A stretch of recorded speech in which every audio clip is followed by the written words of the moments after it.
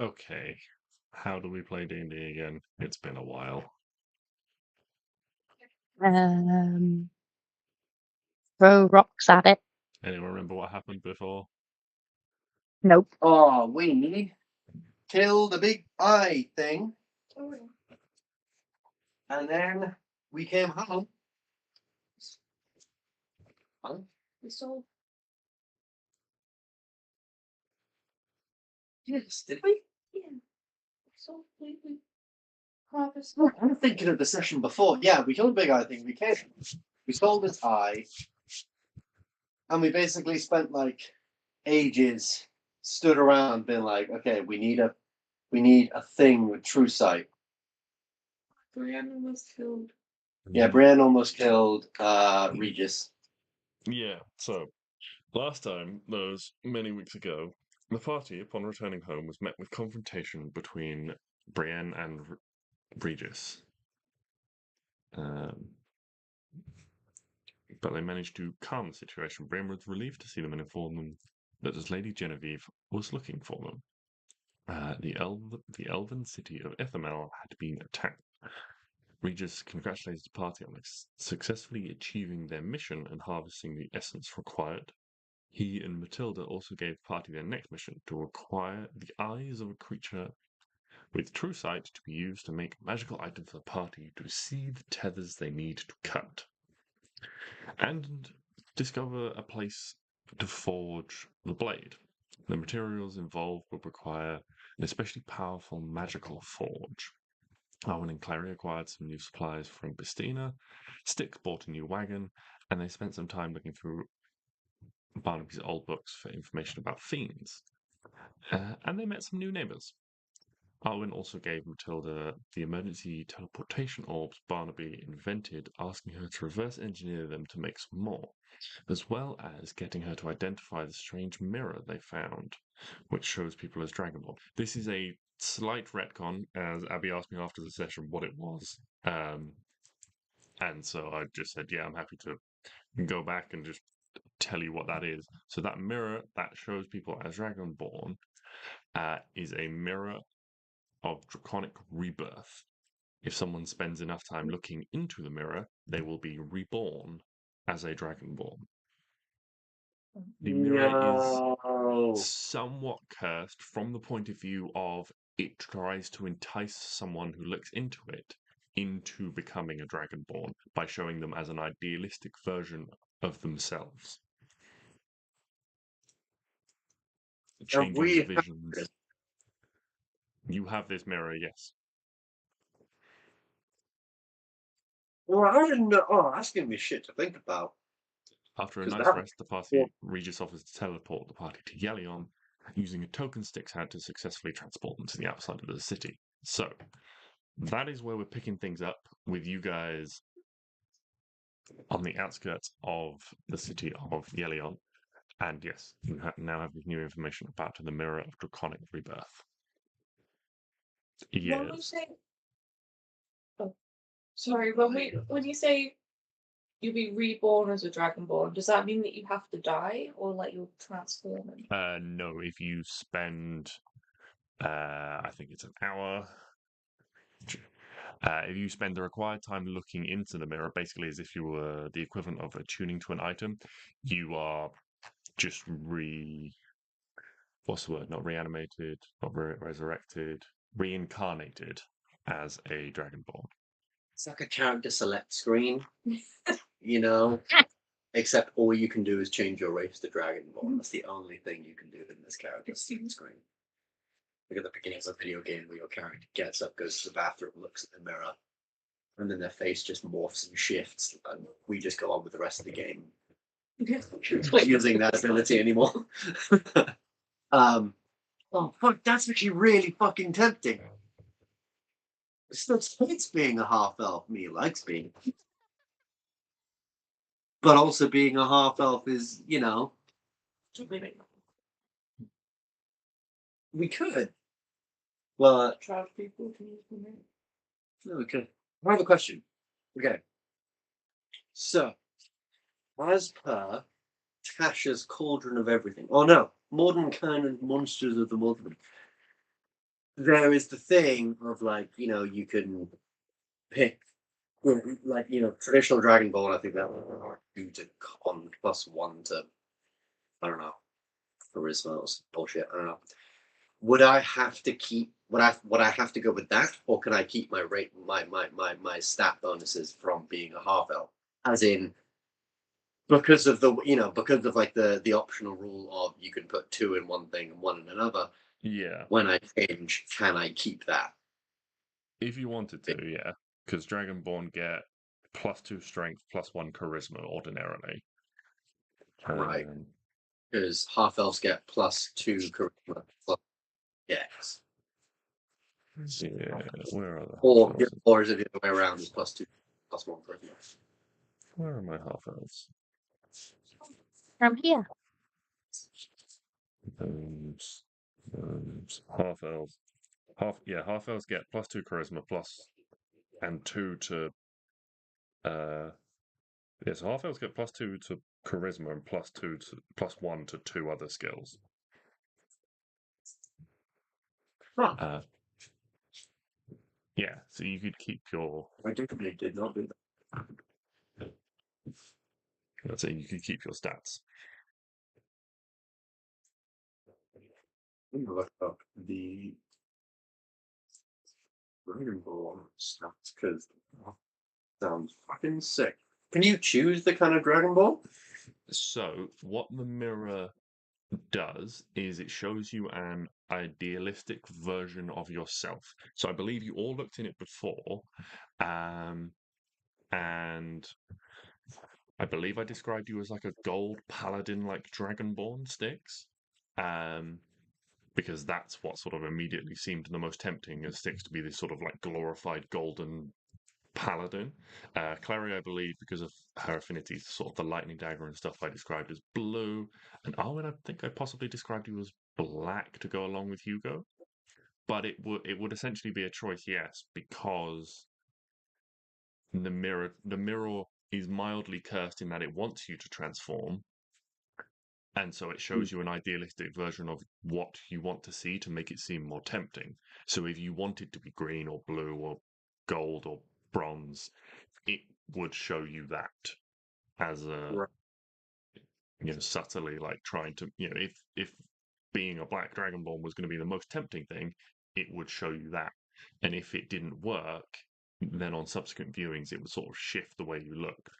So if Stix had ambitions to be a powerful mage, say, or a bard, as or something like that, it might show you with fantastical loot in future to tempt you that way. Yeah. If we transform, we get a cool loot. No, you don't act. Nothing Ah. changes other than your physical appearance. Don't want to change then. I'm kind of tempting. I'm not really tempted to. Well, Because I'll let you think about that right? for. We know we're up against a demon, right? If I was to change into like a, yeah, let's face it, Stix wouldn't change into something that breathes fire. That is a forest hazard. Yeah, don't take my thing. If Stix like transformed into like a green dragon born, I could become fucking immune to poison for a minute, like once per day. It's insane. Cool. Yeah, and I'm just resistant to it, just at all times. Which I already am with my belt. So I don't know, I can be like lightning or some shit. I don't know. Oh, that would be so cool. Wait, but would that mean you could just? Is that the belt of dwarven stuff that gives you poison? That gives me Excellent. We can take that off you, and you can stop growing that stupid beard. No, because that gives me +1 to my con, so it makes me beefy. Makes me super strong. Or I could be gold and have fire, or I don't fucking know. I'm definitely thinking of this. It sounds dope as fuck. The Dragonborn Topaz. damage types are black acid, blue lightning, green poison, red fire, white cold. Amethyst force, crystal radiant, emerald psychic, sapphire thunder, topaz necrotic. Wrist. Brass fire, bronze lightning, copper acid, gold fire, silver cold. I could transform into a topaz one, be resistant to necrotic damage, which is really good, and speak in everyone's minds. And I could fly. These are all very good things. These are all a lot better than fucking Wait, can Dragon fly? gem ones can for 1 minute once per day. Okay. Yeah, they get cool gem wings. Metallic ones get. Oh yeah, they get like repulsion breath. They get like boost radar people. That's really cool. Or animating breath. That's also really cool. Jesus. All right, I will get back to you on this, JJ, because this is extremely exciting stuff. Yeah. It makes sense because, like, Stix's background, it's a whole thing. Be great. Pretty great. It'd be really weird.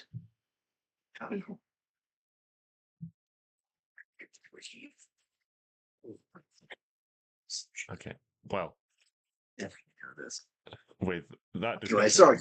we will pick things up at the beginning with you guys on the outskirts of Yelion. Oh, I thought we'd already begun. You can just about see the tree-like buildings and things that make up the outskirts of the city, and Regis just turns to you and says,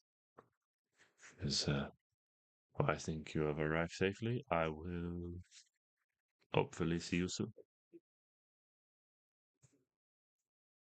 Thank you. Yeah, Regis. How will we?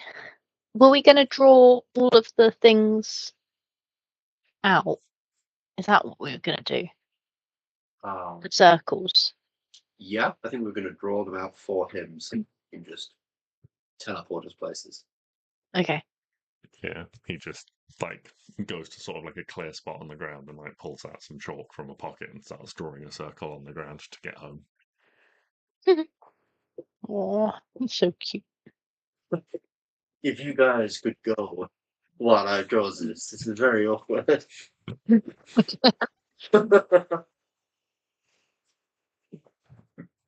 I can't do it with you watching. This is very awkward. It's performance anxiety.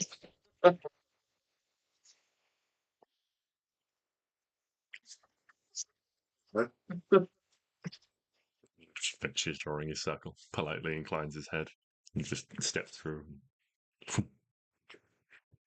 vanishes. Fancy man. All right, back to Yelion. Well, to you guys, where would you like to go first? See Genevieve To in Yelion. her house. Yes, to Genevieve. That's a good place to go first. Okay. We'll check her house. Check her house. Well, she might be at the council place. Or she might be at that guy's house. Exactly. So we'll check her house first. And then. And if she's not there, we'll break in because we need a place to crash. I need to remember You his walk name. through the familiar streets of the city of Yelion. The buildings and things swiftly coming back to you as you make your way through this large, expansive city. Familiar sights and smells of the pine trees all around you. And you do, in short order, make it to Genevieve's house. You are recognized by the guards on the gate, and they permit you entrance to the manor itself. And as you walk up the path and knock on the door, it is answered by the familiar figure of Alea, who is like Genevieve's main housekeeper, in charge of looking after her household. She sounds. Come in, come in. Nice to see you all again. Her ladyship was. Hey, girl. Her ladyship has been looking for you. Unfortunately, she is away at the moment. She's attending a council meeting. But come in. I will send Sir Arthur to inform her that you have arrived. Who's Arthur?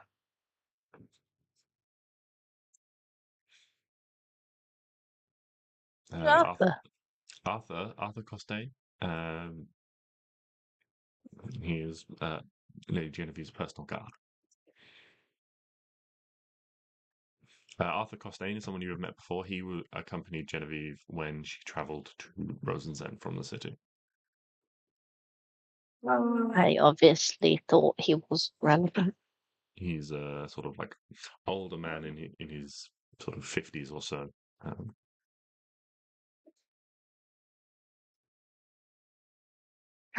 Oh, I remember him. He was nice, I think. Was he? Yeah. Yeah, he must have. Yeah. He had taken a slight wound on the journey, but he was doing well. Yeah, is there anything I can get you all, or would you prefer to seek out her ladyship yourself? We'll just sit on her sofa for a bit. Okay, yes, do come in. She ushers you into sort of like a nice like sitting room, with a couple of quite well used, like sort of comfy looking sofas, arrayed around a small like dark wood coffee table that seems to be melded like sort of like straight out of the floor. Like almost like it's like made from roots that are just sort of like grown up and come together and grown smooth and flat to form like a coffee table like shape. So make yourself at home. I will fetch some tea for you. You're left on your own for a few minutes. You come back in short order, bringing a pot of tea and a tray of like small cakes and things. Are they dragon safe? Do dragons have allergies? I don't know.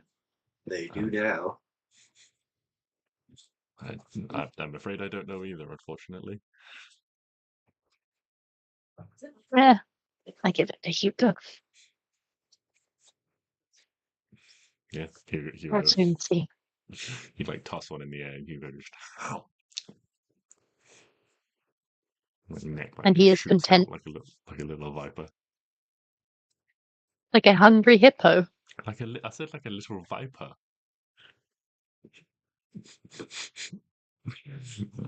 I mean, if you'd rather the hungry hippo mental image, then sure. Yeah. Not going for deadly predator, but Hungry hippo is very deadly. I would argue a hungry hippo is much more deadly. Like, Have you ever accidentally got your finger stuck while someone's doing that? Really hurts. no. My experience with hungry hippos is limited. Did you not have hungry hippos? Were you deprived as a child of hungry hippos? I know what hungry hippos are, but like a real hippo, I would rather be put in a pit with a viper and a hippo. There's an amusement game you can get in some arcades that's like a giant version of Hungry Hippos. Oh. You sit on the hippo and like control it and try and catch the balls. You're the fucking manager. Get it. I don't control games. Where is it? I need to play.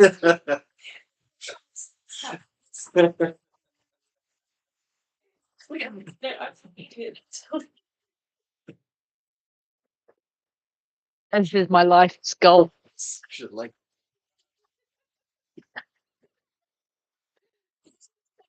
Full basket. yeah. Oh, I'd suck at that. I've seen. Anyway, yeah.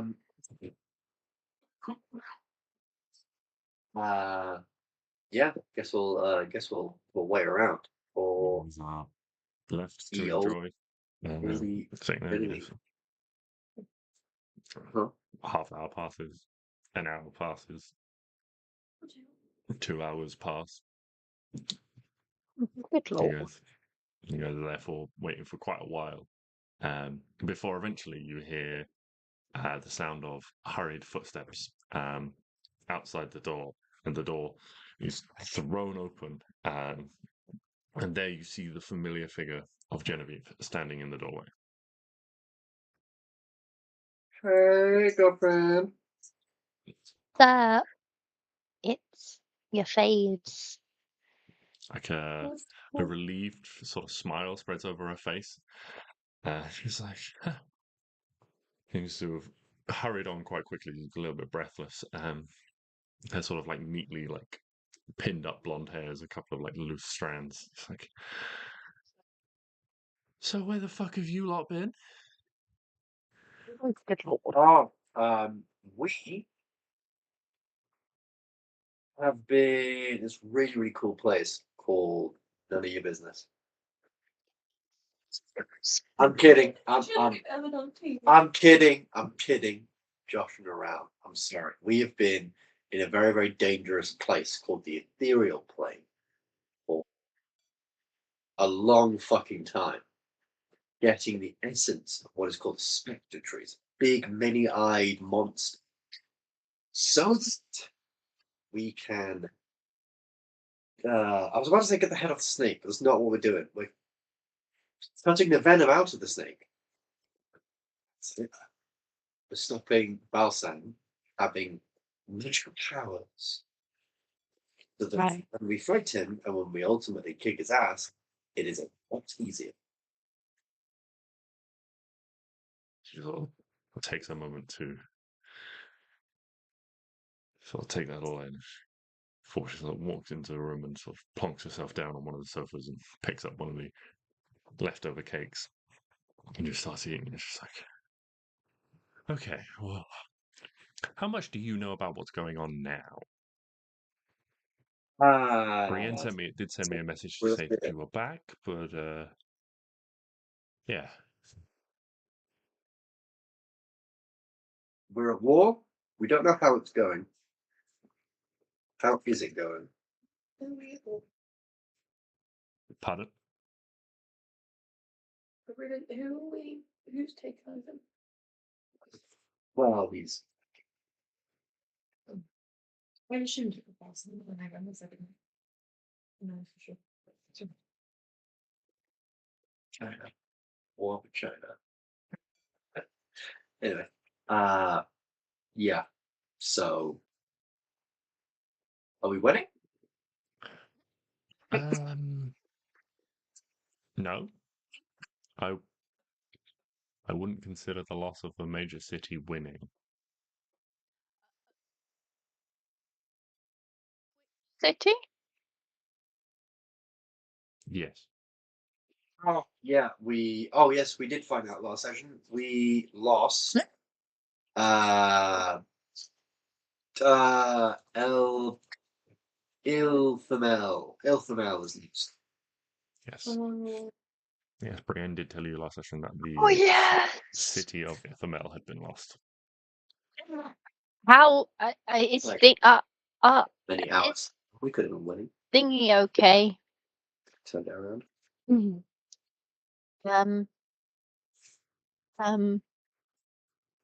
Hold on. Give me a minute. Is Lady Verona okay? As far as I'm aware, yes. A lot of people are still unaccounted for. Right. Balsam seems to be operating. What was the phrase that Lord Celtigar used? A somewhat of a scorched earth campaign. I believe he described it as. From the few scant reports we've had, it seems that he's taken his army, stormed in, and razed the city. Have you got a list of who is alive, or a list of who's missing, or I mean, that list would number in the hundreds of thousands. of which on which side? Of people who are unaccounted for. We've lost them. Yeah. Lincolnshire. Lincolnshire. Yeah. I need to know if he's okay. Who? Who's Lincolnshire? He is a guard that remembered me. That obviously made an impact because I wrote his name down.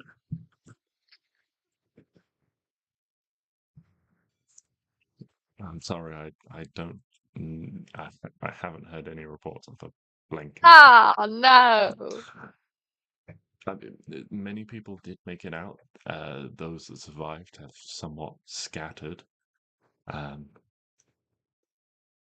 Although, unfortunately, many of them attempted to make their way north to Yelion there. But it seems that that is the direction that he's heading next.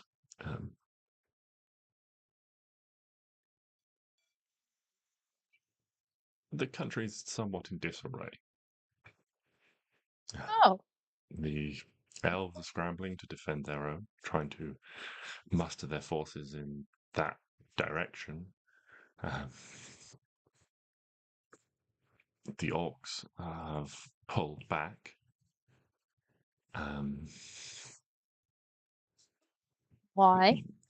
Most of their ships were harbored in Denderport or in Hanaton, but they've pulled a portion back to defend Hengist Forcer in case it becomes under attack,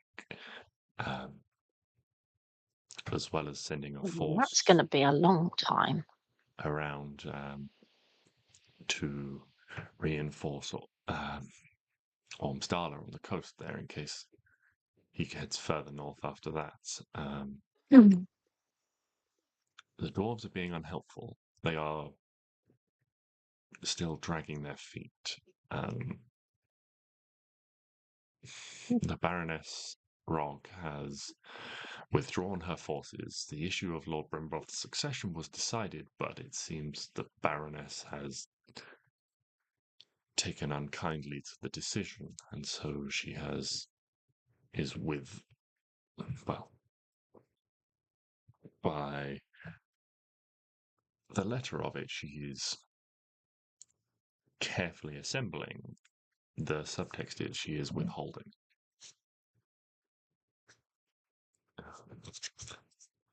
And then we have Hold on, who? the Baroness Rock, one of the leader of one of the largest dwarven clans.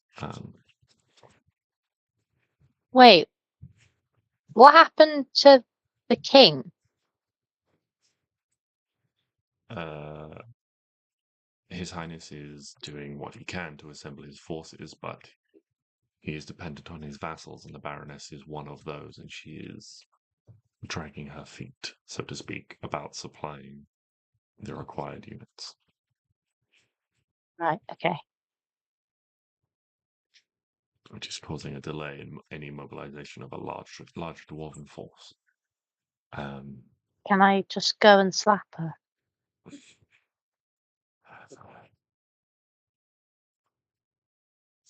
The non-diplomat in me says yes. Okay, you got a teleportation circle. The diplomat in me is somewhat reserved. Fortunately, King Corwin is sympathetic, and he has split his forces. His cavalry, that was assembling to the south of here anyway, has split off from his main force and is traveling in support, but it will take them some time to travel around the desert and have an impact. In the meantime, his infantry and foot must make a journey as well, somewhere where we're not quite sure. And again, he's holding a portion back to look after his own. Reports of Who are you talking about now? I'm sorry.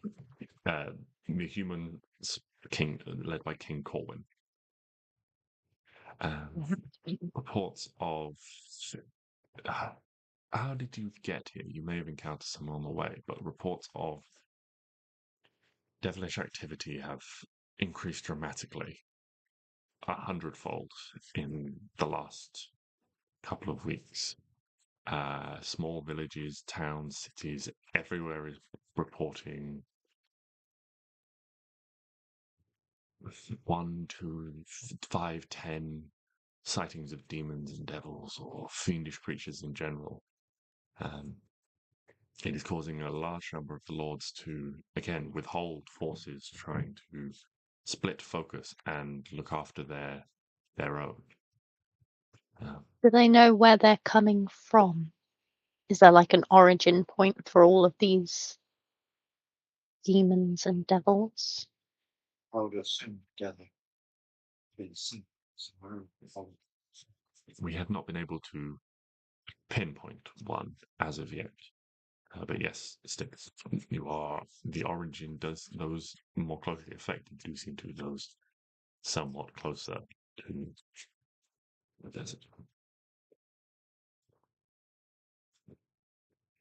And then we have the disaster on Velimor as well to deal with, that is bringing down the Dragonborn. Right, what's wrong with what? Huh? A large portion of their What's military happening? force has been diverted away once again to aid those in the evacuation. One of their volcanoes has erupted unexpectedly. It is somewhat suspicious as the Dragonborns, certainly those of the dragons of red and gold variety, I'm told, have an affinity to the mountains and the elements within, and so they were somewhat surprised when it erupted. Several towns and cities have been evacuated due to the ash and fire pouring from the sky. So again, the military has been mobilized to help the citizens there. All in all, we're in a pretty disastrous state. We haven't been able to garner nearly half the forces we were expecting. So what you're saying is, we got on the ropes. The metaphorical ropes. Well,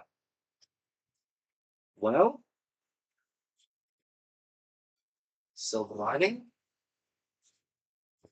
Another one. I have a lot of silver lining in my jacket. I will. Unfortunately, that is going to have to be the silver lining situation.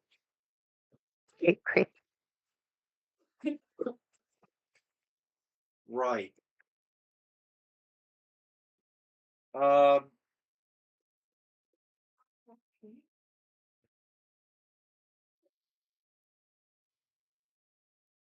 Where do you say you were from again? It's a nice place, right? Yeah. It's like a whole civil. I mean, Civil War sounds easier than team. Because with the Civil War, you've got to deal with like making people agree with each other. With this one, we've got to just kill a lot of things. I'd rather kill a bunch of shit than trying to get 2 people to agree. Okay, so we need to get this snake skull, was it? Well, we need to get the eye of a thing that has true sight. Which is a basilisk. Which Okay, so either way, we need this No? Is it not? to defeat. Wait, what has true sight? well, we were trying to figure that out last time, but that is partially why we're here, is to research in Yeah. college that's here. But we need Yes. them to defeat Valve. We need this weapon Really pretty to close. yeah. It's So very, very powerful. the essence, so the essence is used to infuse into a weapon. The weapon is then used to cut Balsam's tethers to the powerful, to the being that gives him his power, basically. If those tethers are cut, he can then be like killed, basically, because he is a type of returning undead. In order to see those tethers, to cut them, you need something. You need true sight, and Matilda and Regis have suggested that if you get the eyes of something with true sight, they can create an item for you from that to allow you to see with true sight. So the more eyes you get, the more of these that can be made for you. Okay. Fine. I'm thinking there's 3 things here. Okay. Obviously, get this weapon made. Get the eye with true sight. Yeah. And convince all the people that are not giving their fighters to give more fighters, so that we can get a bigger force when we are ready to attack. But the main point of like, we either defeat Balsam now or everyone dies. Yeah. That is how it is. And I also think we should evacuate the city that he's currently heading to. Should we evacuate it or should I mean, it depends if we can get everything ready to face him there. Yeah, you're right, in we should time. evacuate. Yes. Oh fuck. You know what? So we need to figure What? out Yeah, the weapon. one thing at a time. We are 3 people. We cannot solve massive problems like a siege, just us 3. We need to work on what we can solve. We can figure out things with true sight. And if Genevieve like can do her, what's the word? Magic. No, when you can call it political discussions. You know, like what's the word? Negotiations. Yeah, yeah. If we could focus on doing that with the other generals and everyone, then I mean the Dragonborn can't really do much. They have to evacuate. But now that we've got a plan, maybe that will be easier to persuade people to join us and make a stand. Because if this stand fails, then he's just going to slowly pick on all their cities until they will die. Yeah. I agree. All person will die. So that's It is a threat. I mean, So, No, it's not a threat, it's a promise. not threat by us. It's just a fact. so Okay, you have a so plan. we do. We are going to go look. Things interesting. We were thinking before, so we were thinking either obviously big scary dragon that's like bad, obviously. Feywild stuff, because Feywild stuff is, morally, that's fine. Cute little bunny rabbit that has true sight.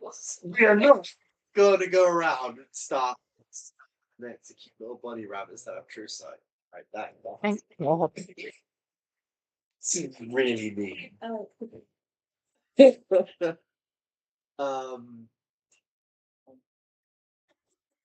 Or obviously there's like demons and devils and stuff,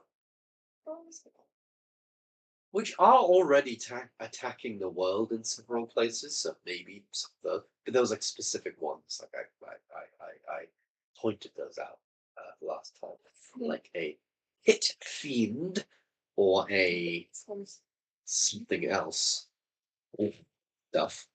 It's true. Yeah, we ain't going up against the pit fiend. No fucking way. Why? Cause they suck. They are so terrifying. I've only heard stories, but in the stories they tell me they're good. They're really, really terrifying. just amazing. Pit fiend. Yeah, it's not even like a scary like producer. No, it's just pit fiend. Pit Fiend sounds like a very sweet little dude. That's a pit fiend. They're He doesn't not look sweet like a little sweet dudes. little dude. They're very scary Ew, he's big like dudes. he's not that bad. Oh, that picture's a bit ugly. Ew, he's got armor there. Ew! Wait, I don't know which one's the Pit Fiend.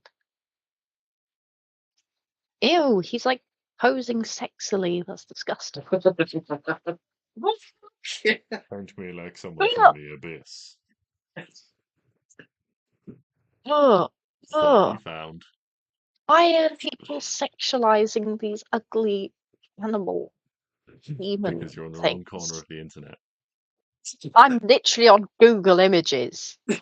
Yeah, that's the wrong corner of the internet. Go to Pinterest. Well, Hello, lady. Oh my lord. That's so weird. What?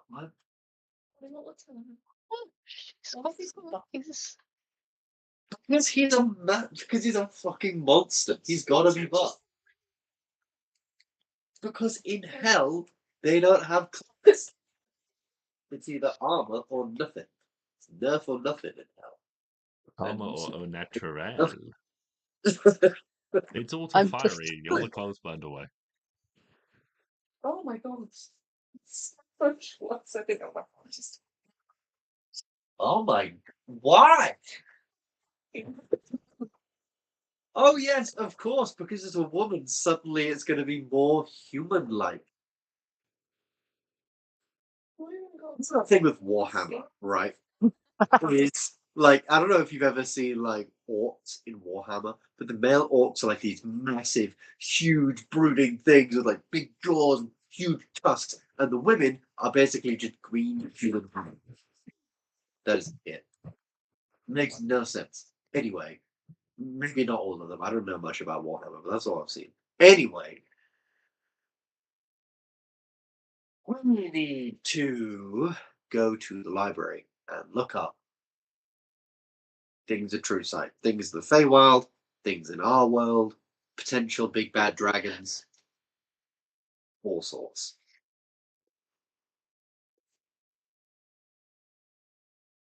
Plan. Plan. Plan. Plan. What's happening? Sorry. Right, we're going to the library.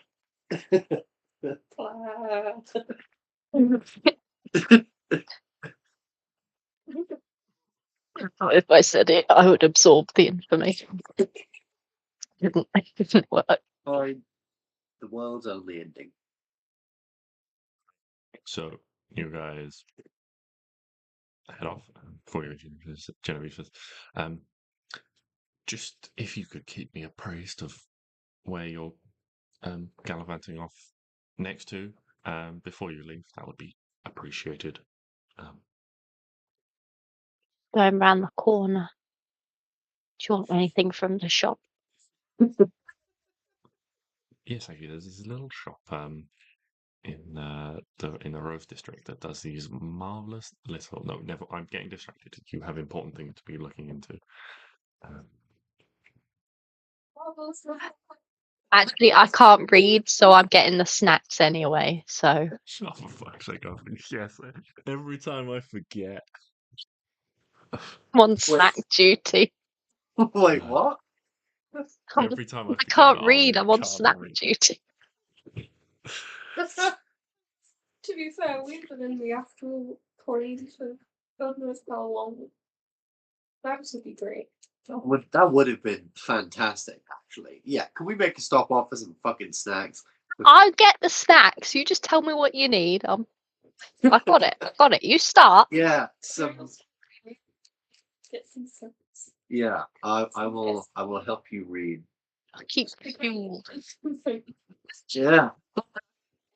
Well, in that case, there is this marvelous little bakery that does these incredible, like, I don't even know how to describe them, like pastry creatures, I guess. All sort of like iced and decorated, and what have you. I'll get some. Don't you worry. Oh, how exciting. Then It's always so exciting. fantasy. Ask for millionaire shortbread. Quite. So she gives you directions to the bakery, Arwen, so that you can. It's actually a millionaire's short bed because it's shaped like a bear. Millionaire short beard. I'm just coming back with like a sweat. instead of a bear claw, it's an owlbear claw.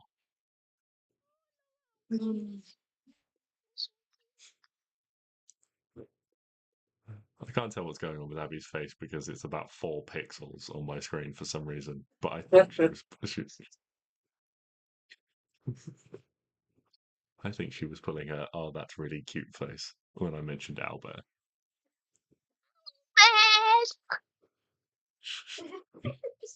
Yeah, but you guys head to the library. Yeah, you head to the library attached to the Barkwood College to begin your research. By this point in the day, having sort of waited, you have about half a day left.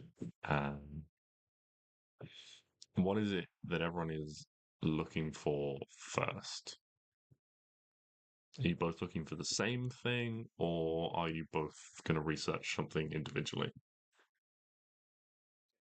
So I reckon we'd go.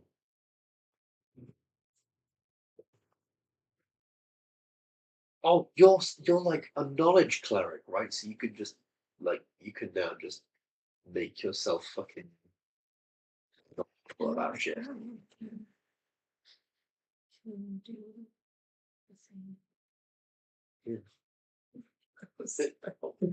I could do the thing. So I guess I'll leave you to do your thing, and then I will do my. Oh yeah, you've also got like legend lore. We've just asked this that I have to name like a specific thing. Okay, so why don't we? You try and find creatures in the Fae. I will try and find evil dragons that we know of in this world, one that is pure evil. It's not just a book. It's like creatures with bones. Maybe. So that Maybe. That would be very, very convenient. But yeah, I can do that thing where I give myself proficiency. Yeah. Be like investigation, right? Oh, yeah. Yeah, but like, how do I? Oh, you just expend the charm ability. You don't have your charm ability right now on there, so just put 2 in the slot. Yeah, and I'll take 1 away. Here you get 2. Now take it away. Exactly. So. Oh, sorry. No, you only have 1 to begin with. Actually, I've forgotten. That's even worse. Please. Yeah, at 6th level you get 2 uses of channel divinity. At 18th level you get 3.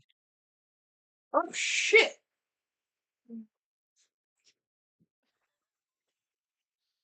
I forget what yours is a life one. That's just like a big healing, right? Yeah, the life domain one specifically is a big heal. I thought so. But yes, starting at 2nd level, you can use your channel divinity to tap into Divine Well of Knowledge. As an action, choose one skill or tool. For 10 minutes, you have proficiency with the chosen skill or tool. So looking stuff up would be like investigation, right? Yeah. Yeah, you know, proficiency investigation.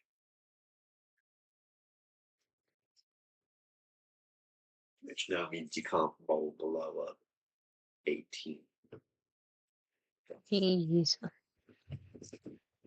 I forget to Yeah, I won't let you forget to update. I'm not actually. I'm only going to take it when I roll it because I know I'm going to forget, and eventually all of those are going to be ticks. Well, what you can do if you're worried about forgetting is just add 5 to the roll, because that's your proficiency bonus. That sounds easier. Yeah. Cool. So if you look up Feywild shit, I will look up evil dragons. Okay. Oh. Arwen, remind me of your favorite enemies and things like that. Oh yeah. Oh, I don't like celestials or fae. Get in the bin. oh yeah. Arwen should be here to help me look up. Well, I'm walking in with the snacks. Now you've found the books. Good. The librarian is furious. Not enough. Hugo, But also- Hugo And now it's has hot, like a fat smelly Hugo, food. Hugo now has like a little like bakery bag like just in his mouth, just like hanging underneath his chin. And the librarian looks like they want to complain, but also doesn't want to get too close to Hugo. There's a war on, mate. There's slightly more important things to be worried about. There is also Arwen, just like with this like smell is just like wafting up there, just like a slow line of drool just dripping out of Hugo's chin. More than once you've had to like he's like tried to get like the bag on his nose. And you've had to give him like a little like friendly like swat to tell him not to eat all the snacks before you give some. I love them so much. But yes, okay. Who would like to go first? Stix or Klari? Who's gonna roll first? Easier, but much more successful. First, what am I looking for? You are looking for shit. No, we're gonna do no. Oh, wait. Yeah, because if Arwen's there helping, she should help you then. So Yeah, Arwen, because of Arwen's favorite enemies, she can only help Klari on this. yeah. Or should she help me so that we can get 2 good rolls? I was thinking that because I can't roll lower than 18. Okay, you look Because of for Arwen's favorite enemies, and because she can't. The only reason Arwen is able to help is because her favorite enemy is Fae, so she can only help Klari because she can't read. Yeah, okay, so I'm gonna look for Fae. You're gonna look for Fae, okay? Yeah. It also kind of makes sense because like my channel divinity thing's against Fae. Okay, so Stix is gonna go first. Dragons. Known evil dragons in the world. Are we agreed, Arwen, that is a thing that we're gonna go after if we find one? You're not too big on fighting. Yes, okay. If it's an evil one. Only if it's really evil and it's done really bad things. Yeah, we're not just gonna roll up to like Rory the Red Dragon's house and be like, "Hey, bro, shot."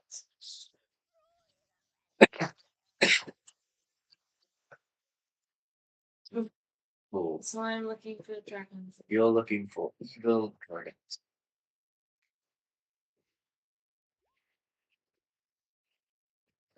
It's the first roll of the sword. Yeah. It sits next to Klari and just is a dragon. Does that help? That's the first roll off. Right, roll 20. There's punishment in the combat.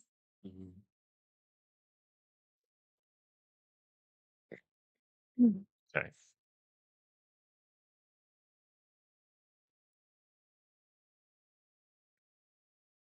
So with rogue bullshit, that is still an 18. Yes.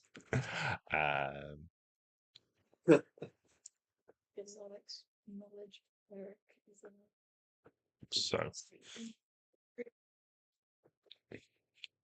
evil dragons are, or like overtly evil dragons, are difficult to find information out about because generally they try to keep their machinations somewhat hidden. Like Coucil was an evil dragon, but he kept his plan sort of secret and hidden. They don't generally, unless provoked, like Uxin was, go around burning down villages and things like that. That tends to be a thing that belongs to sort of younger dragons that are looking to claim territory or, establish themselves and they're looking to sort of like provoke a rival and things like that.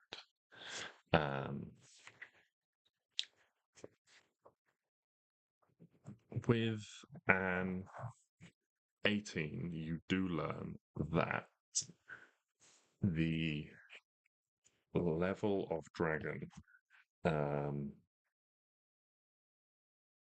that you would need to find is essentially something called a great worm. Hold on. Wormy. And great worms hold enormous territories. Other dragons will live in those territories because they are not seen as a threat.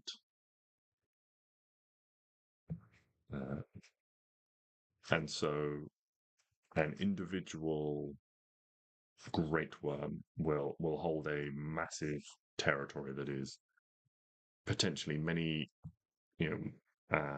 upwards of sort of 300 miles, and that creature will have multiple layers within those areas. They tend to stick to an individual type of terrain, is what you learn to sort of narrow them down.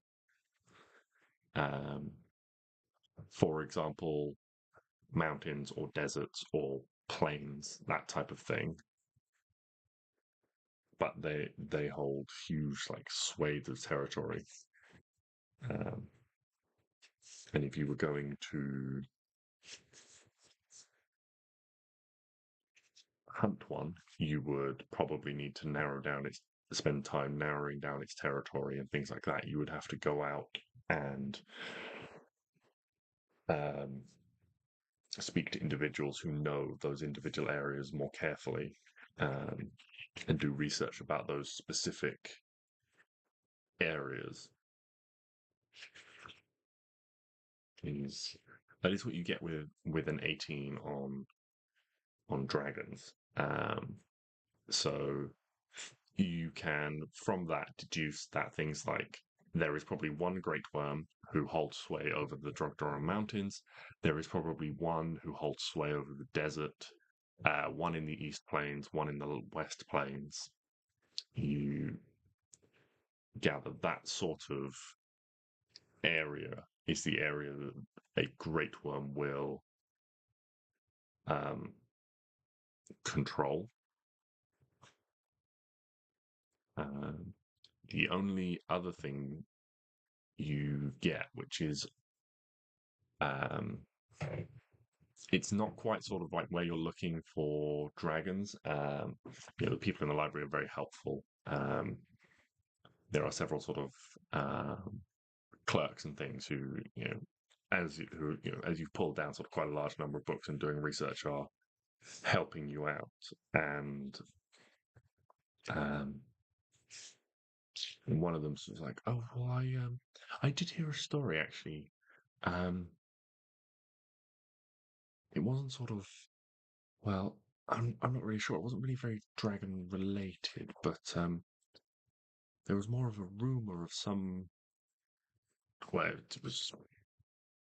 I was helping an old scholar with some histories, and the area sort of to the southeast of Kavran, where there used to be a large amount of trade that went through between the mountains there by land.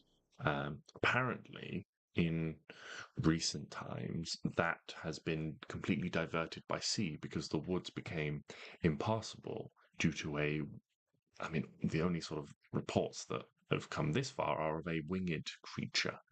And simply diverting the trade by sea has actually turned out to be much more efficient once the initial investment. This report was very boring. It was into the study of the fishing trade and merchant vessels and things like that. But once merchants had invested initially in trade by sea, they were able to recoup the losses, and actually trade was much increased in that area. Between there is a port, sort of on the east of the mountains that was established.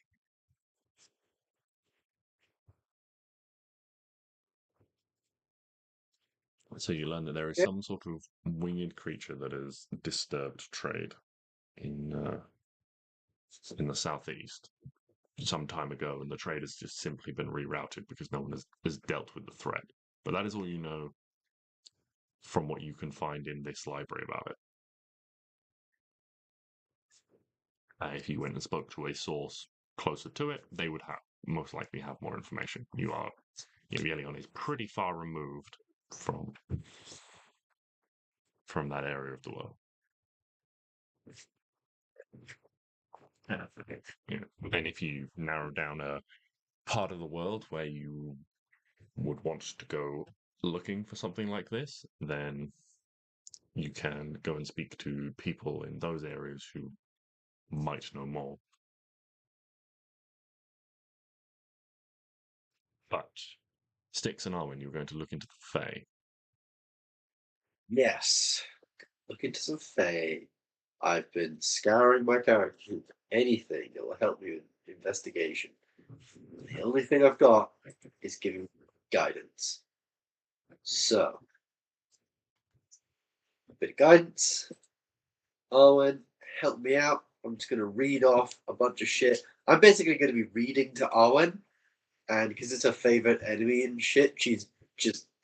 I'm just kind of imagining this as she's being like, well, that's true, that's false, that's true, that's actually an interesting thing, that's false, that's pretty much doing that. So I'm just expanding on whatever they say. exactly. So that is a 19 with advantage plus 3, 22. Okay. That's a lot better than I thought. Yeah, I'm happy with that.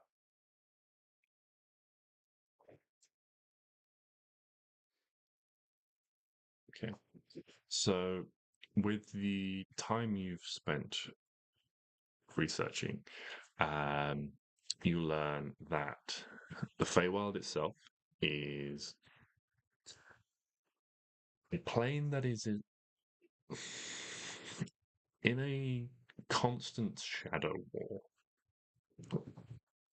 The Feywild is dominated by two courts, the Seelie and the Unseelie.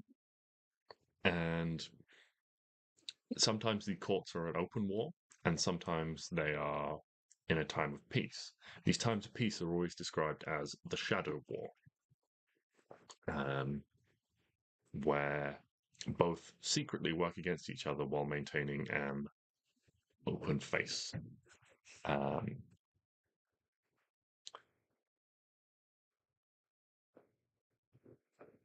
The Fae is divided into many territories, like the material plane is, with archfaes ruling over them. Again, like sort of lordly provinces here, or kingdoms or anything like that. Sometimes they can be quite small, sometimes they can be quite large. They vary in size and who controls what. Sealing and you learn a little bit about sort of the nature of. I don't have this book in here. No, I do have the book in it. So you learn a little bit about um, the nature of the different types of creatures there. So there is a type of elves that live there, um, as well as many other sort of like sylvan creatures like dryads, satyrs, pixies, sprites, those sorts of things.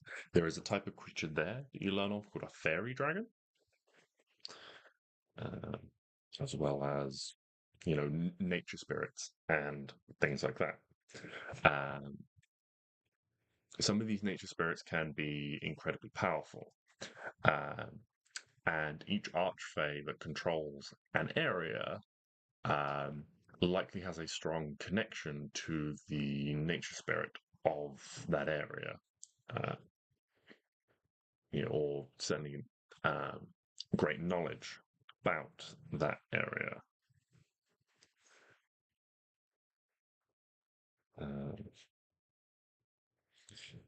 While some scholars that you read about characterize Seelie as generally good and Unseelie as generally bad, that's not entirely true. It is a lot more grey, and it is a lot more what sort of side you're on. It is not quite as cut and dry as Seelie good, Unseelie bad.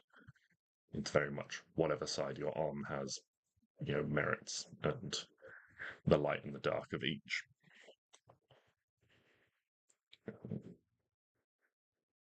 Yes.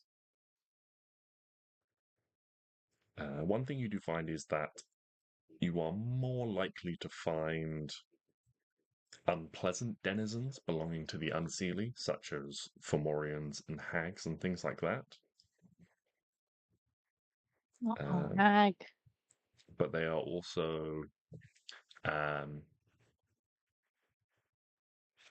there are also a large number of creatures like that are entirely independent of the courts themselves.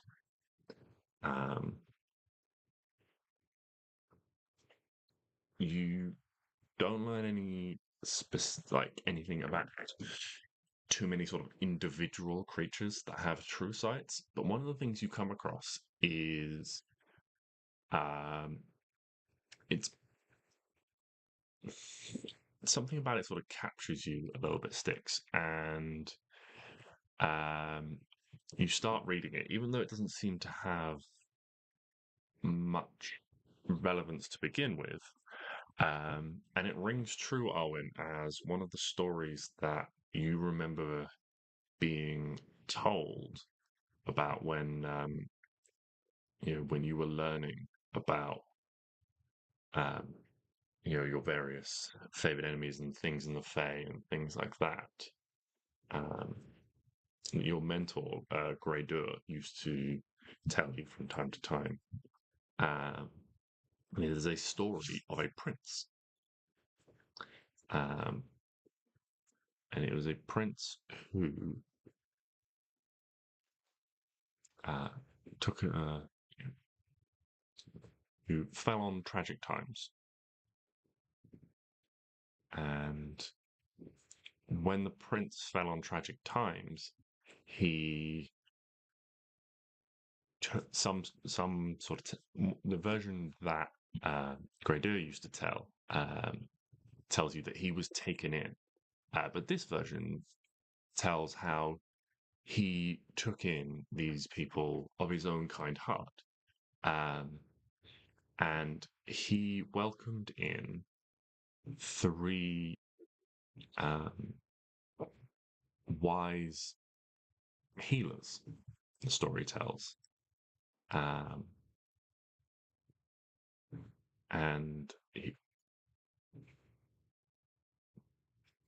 they were supposed to cure this tragedy that had fallen upon the prince. They were said to have the power to see the unseen, and so could cure the ailment. And so, but even with their power, the story tells how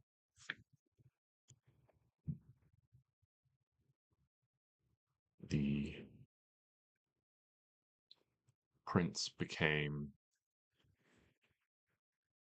worse over time, somehow, despite their great skill, their great knowledge, it seems. And so slowly, the prince passed. And it is said that these sisters of seeing were gifted, in this telling of the story, were gifted his province for everything that they did. Arwen, in the tale that you know, it is told that it was not the prince himself who was ill, but his wife, the princess he married. And that when she fell ill instead, the prince was taken in by these untrue promises in his desperation, which was what allowed these 3 seers into his home. And thus he fell under their spell, the story goes. And that through him they controlled his province as his princess passed. Ding ding, I think we got a fucking winner, folks. Yeah, let's kill them. Yeah, because A, they sound like bad people. B, the Feywild sounds like a right fun time. And C, there is more of them, and we need more of these eyes. There are 3 sisters. That means 3 pairs of eyes, or maybe they're like cyclops. Right. Either way, more eyes, so we can all see shit. Right. Plan. I can't wait to meet some fairies who think they're the shit, and I'll tell them they're not. You just wait. This is the Arwen arc. Arwen. It turns out in the Feywild they don't have writing, so she doesn't need to read. That'd be amazing. Right. Cool. Does it say where this prince was? What does it give the name of the prince?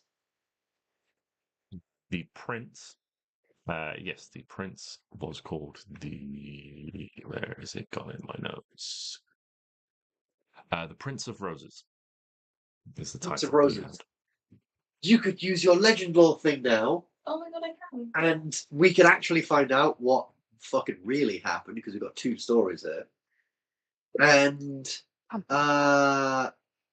know where he is and where this all happened. Yeah. Oh, guys, we're cooking with steam now.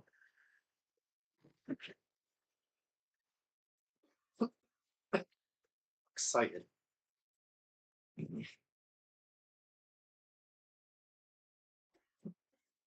So can I cast legend lore to find out more about Prince?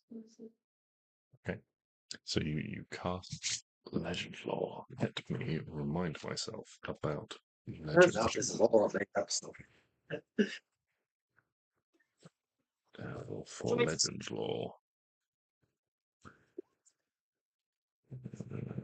Legend lore. Name or describe a person, place, or object. A spell brings to mind a brief summary of the significant lore about the thing you named. The lore might consist of current tales, forgotten stories, or even secret lore that has never been widely known.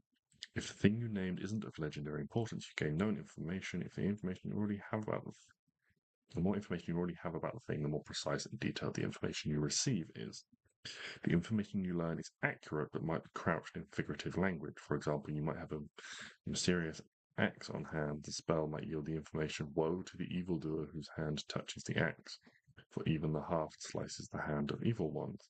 Only a true child of stone," or blah, blah, blah. Okay, so you cast legend lore about the Rose Prince, the Prince of Roses, and you learn that the Prince of Roses is was a member of the Seelie Court. He fell in love with a member of the Unseelie Court, and together they ended war in that region for a time. Romeo and Juliet.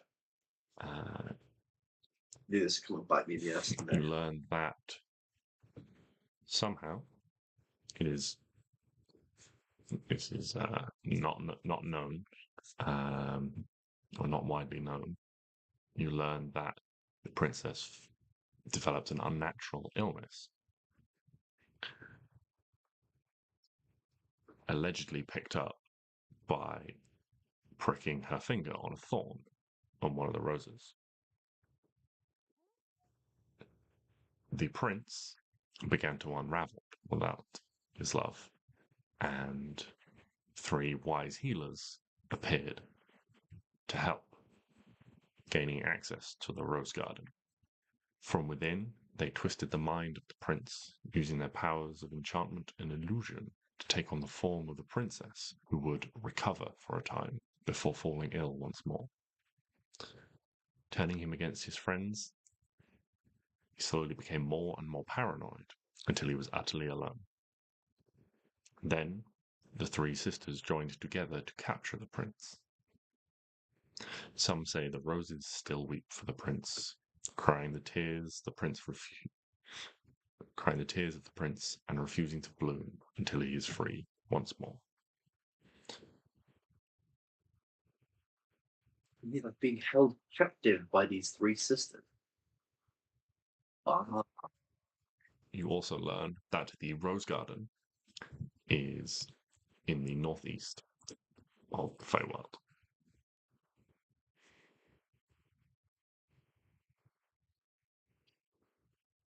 Okay. Alright. Let's get prepped for another adventure, I think, guys. Alright, Arwen, you're the Feywild genius. What do we need? If we're going into the Feywild, what do we need? What provisions? Got on it, plan. Berries. Berries, right that down. Those red ones. Red ones. Berries, red ones.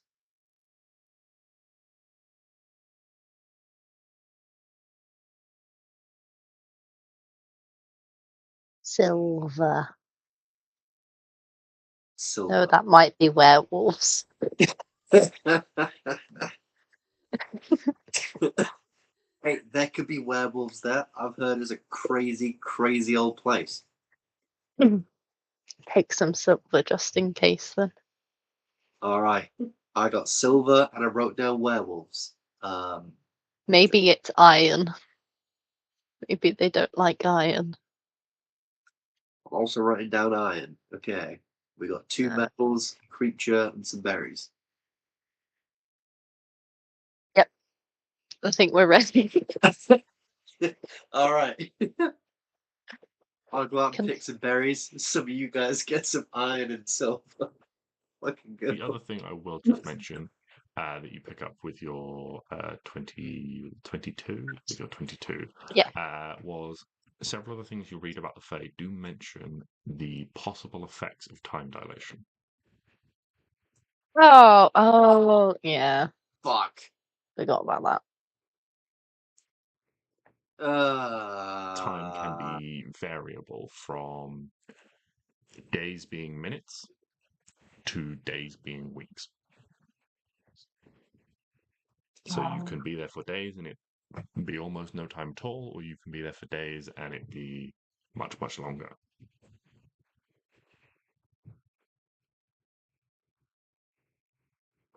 Is weeks like the maximum it can go?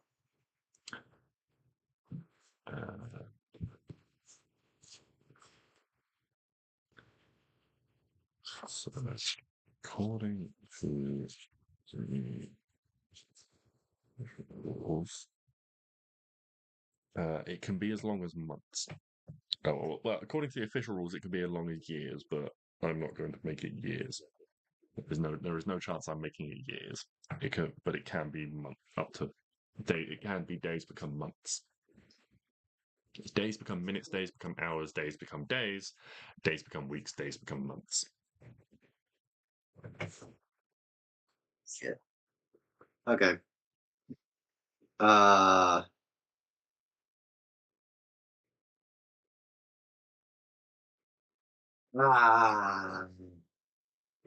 Is there any known way around this?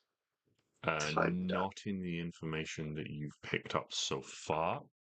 If you devoted more time to research or spoke to other people about it,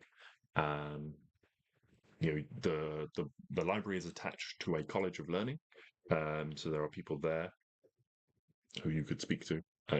While you're doing this research, many sort of like students are coming in and looking for books and things like that, and there are lots of tables spread out, people writing essays and stuff like that. It's a reasonably busy library.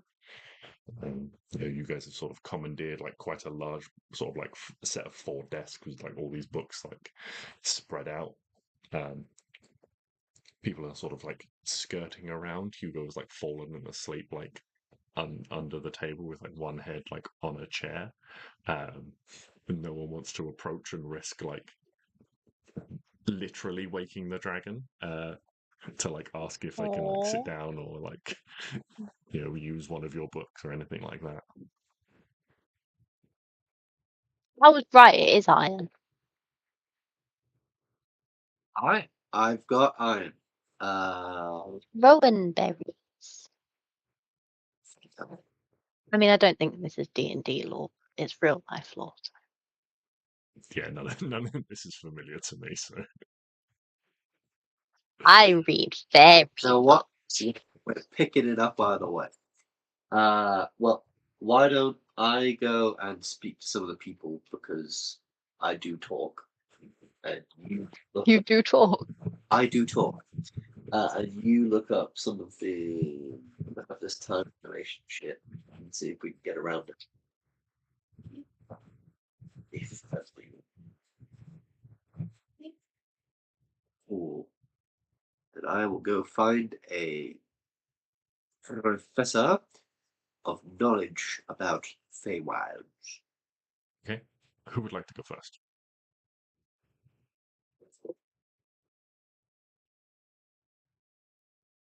I'll go first.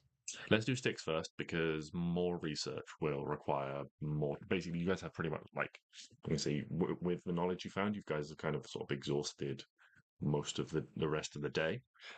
So Stix, you can go and find a professor, but if you want to do more research, it will require more time the next day.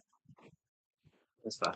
So yeah, Stix, you start asking around, asking students, asking people like who the best person to speak to about the Fae is. And you are directed to a professor called Torlana. Torlana is a female elf. She is the head of conjuration. here at the college, which, and sort of through extension of that, she is the most knowledgeable about planar travel and things like that. But yes, you are directed, and Arwen, are you going with Stix or are you staying with Klari? Probably going with Stix.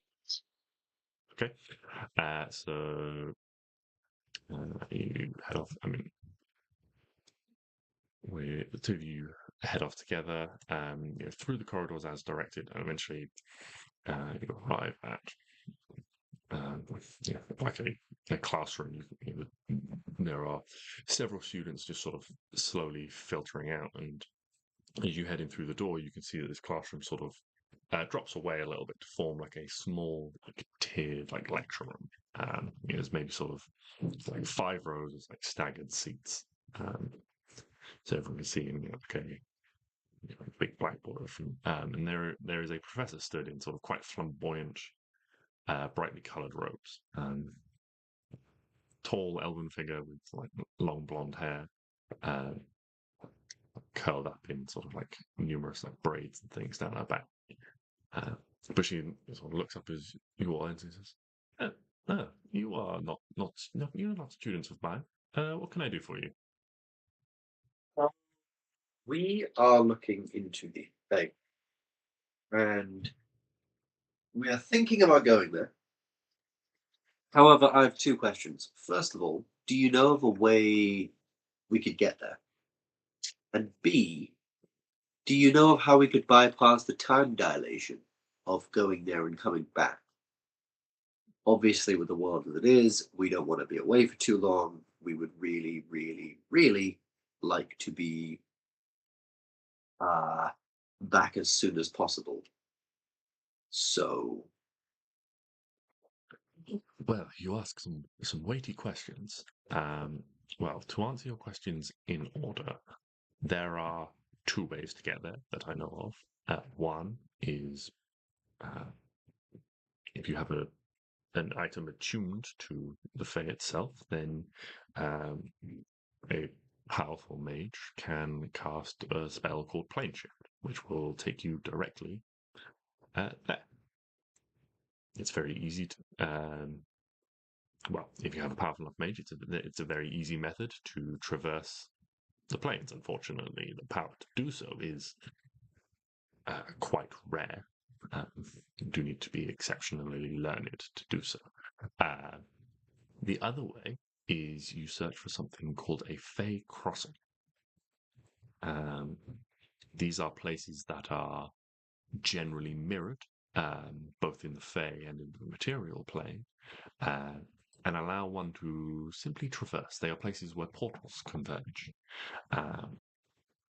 However, they can be difficult to locate. They can be abstract, and they can be what's the word? Inconstant. So certain factors, the season, the cycle of the moon, can affect whether or not one of these things will open.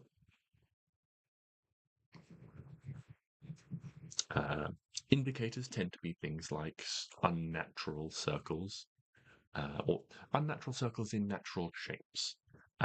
For example, roots that create an archway, mushrooms that create a circle.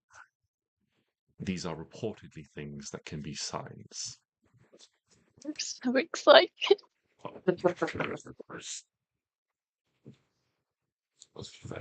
To answer your second question, the time dilation, little is known about how it works. It is said that the most powerful of mages can subvert this. That is, as far as I'm concerned, academic hearsay. I have never seen or heard an accurate report that quantifies how this would happen. I wouldn't count on it. And unless you have other companions, forgive me for saying, but neither of you seems like the most academic sort. Your abilities seem to lie in the martial fields. Okay. Nah, these are just go. Anyway, whatever your reasons for going, I'd be interested for hearing, but I will allow me to finish answering the question. The Fae themselves, well, those who control the fields of the Fae, the provinces, the Archfey, they have almost complete control, it is said, over their domain. They can set the rules, change it on a whim, do things like that. Magic can be unpredictable because they have changed the rules, so to speak. But it is said, and again, this is somewhat more accurate reports, but again, I have no experience with this myself. Nor have I ever spoken to anyone who directly has experienced this. Travel to the other planes is incredibly difficult. But it is said that the Archfey of a region can have a strong influence over this. So if you're looking to avoid the time dilation or accelerate it in one way or another, then befriending or doing service to an Archfey would potentially be an excellent way of gaining somewhat more control over this. Right. So that's very convenient. The guy we're looking for is, I mean, yeah, the Prince was an Archfey, right? Prince of Roses, he was an Archfey. I did hear that correctly. Just out of curiosity, what is your reason for traveling there? We are going to free the Prince of Roses, and that is the only reason. Not for any selfish reasons or any other reasons that might have. That might be for our own thing. We just heard this tragedy and thought it needed rating. Also because it'll help us out with the war here. I see. Yes, it has not escaped us that there has been a recent tragedy. I must admit, I don't see the connection between this your journey, but if you say there is one, then, well, who am I to understand the ways of wacky adventurers such as yourselves? Wacky. I'm whimsical, thank you very much. Yeah. Yes, Cool. In terms of travel, you will need a powerful arcane caster to aid you.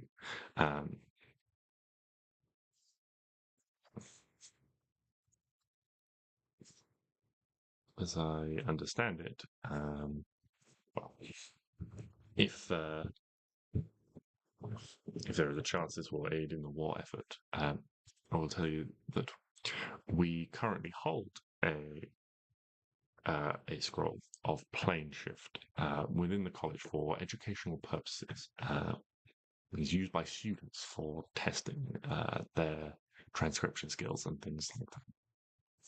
If you were to find a caster, they would be welcome to come and copy it, although it is quite pricey. Unfortunately, Pricey just to look at it.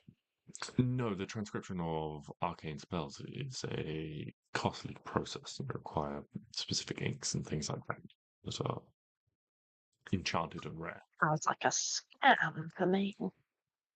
I mean, I have two ideas for this. Either A, we get Klari to do it because Oh yeah. not with the shit, or we figure out where the fuck Piper is because didn't he say he was doing shows in the film?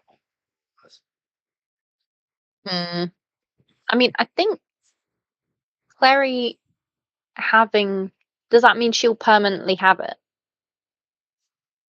So Right. the way it works is a wizard can copy any spell into their spellbook for a cost related to the level of the spell. Klari is not a wizard, but she is an arcane trickster, so she can. Planeshift is of a level too high for her to learn, but she can potentially cast from a scroll. What Tolana will tell you is that this.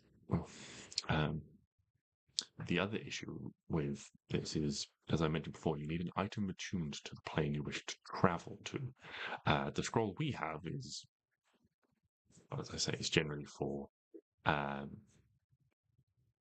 educational purposes, and is, if one were to cast from it, is attached to the material plane. We had a somewhat unusual professor several years ago before my time, but he had the position that I hold now as head of conjuration. I believe his name was Professor Alastor.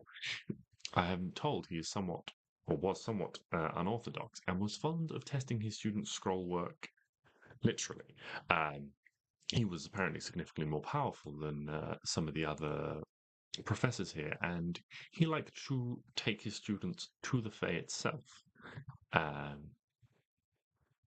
in order to test their scroll work by having them work on. He would have them write scrolls to return to the material plane, and if they did not make it, well, that's what got him They'd fired, have- shall we say. I love this man. Where is he? I don't know. I've never met him. He was, as I said, Oh. my predecessor. He may still dwell within the city. But yes, if he's still alive, I don't know. He was granted early retirement, shall we say. Several of the parents of one of the students that went missing was quite influential. So retirement was the compromise reached.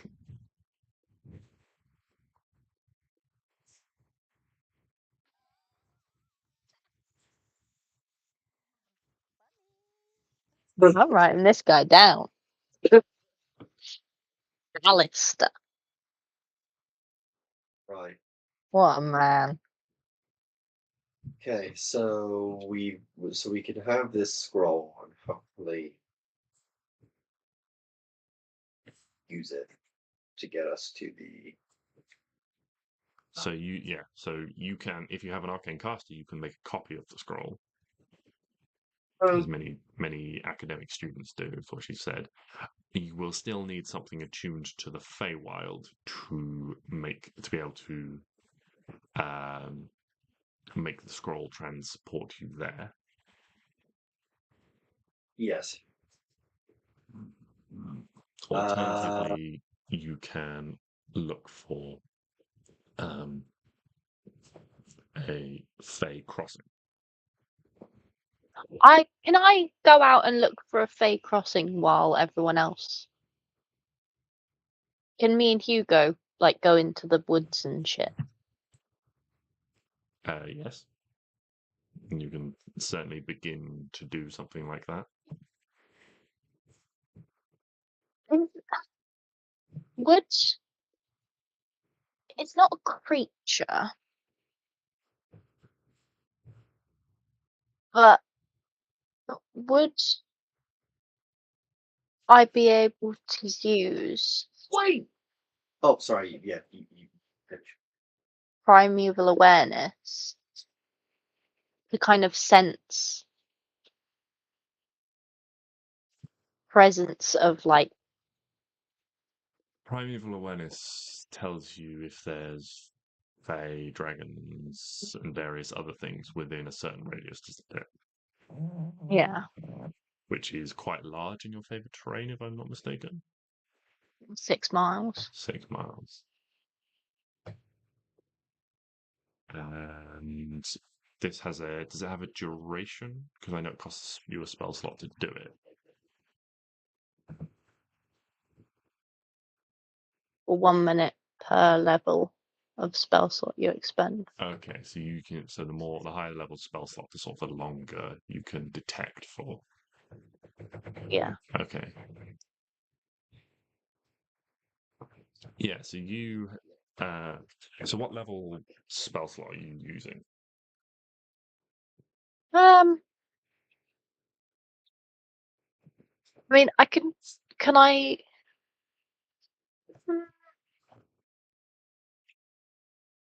You should do like a first to just check if there's any in the area.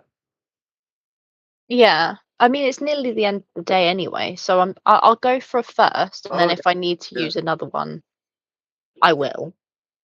Yeah. Because I can burn through like all of them because we're not going to do anything this evening. Okay. So After the fight we got planned later. So it tells you if there are aberrations, celestials, dragons, elementals, fae, fiends, or undead within that radius. Can you? So,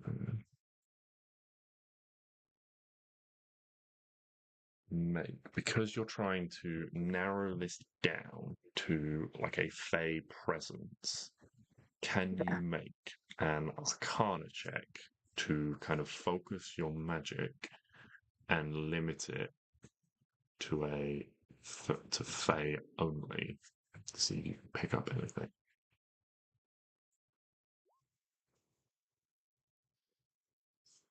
No? Do you have any inspiration? AJ, do you feel inspired by me? I'm always inspired by you. Excellent. Can I roll again? Yeah, You go said it. Yeah. It's going to be worse. Nope. Not worse. So That is. you sense that within that 6 mile radius, there is a slight fey pull.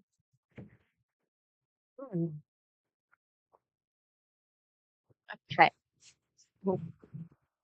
She would also sense Elvis, Oh, shit. because he's technically Fae.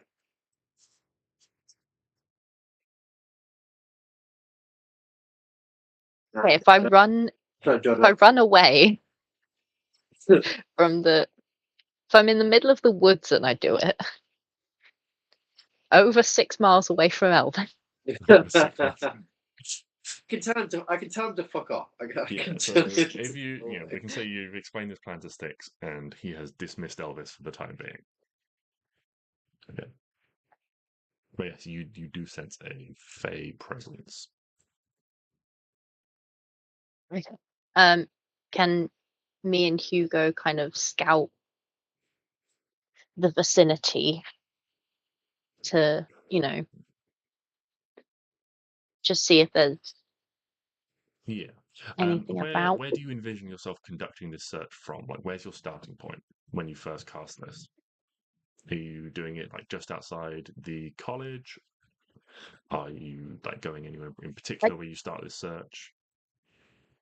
I'd like to go kind of like on the edge of the forest. If there's like a big foresty area, like not city Yeah, I mean, area, but the more city foresty. itself is surrounded by forest, so you can kind of go in any Yeah. direction. North, south, east, Go up west. a bit. So you North. go Why sort not? of like to the northern edge of the city. Yeah. Yeah. Okay. So you knew that's where you first cast it, and you feel this fey pull in somewhere within that area. Where do you head from there? North. Okay, north. And so that was initially out of a first level spell slot. Yeah. I Yeah. can do. Can I cast it out of a 6th one? Yeah. So you get 6 minutes.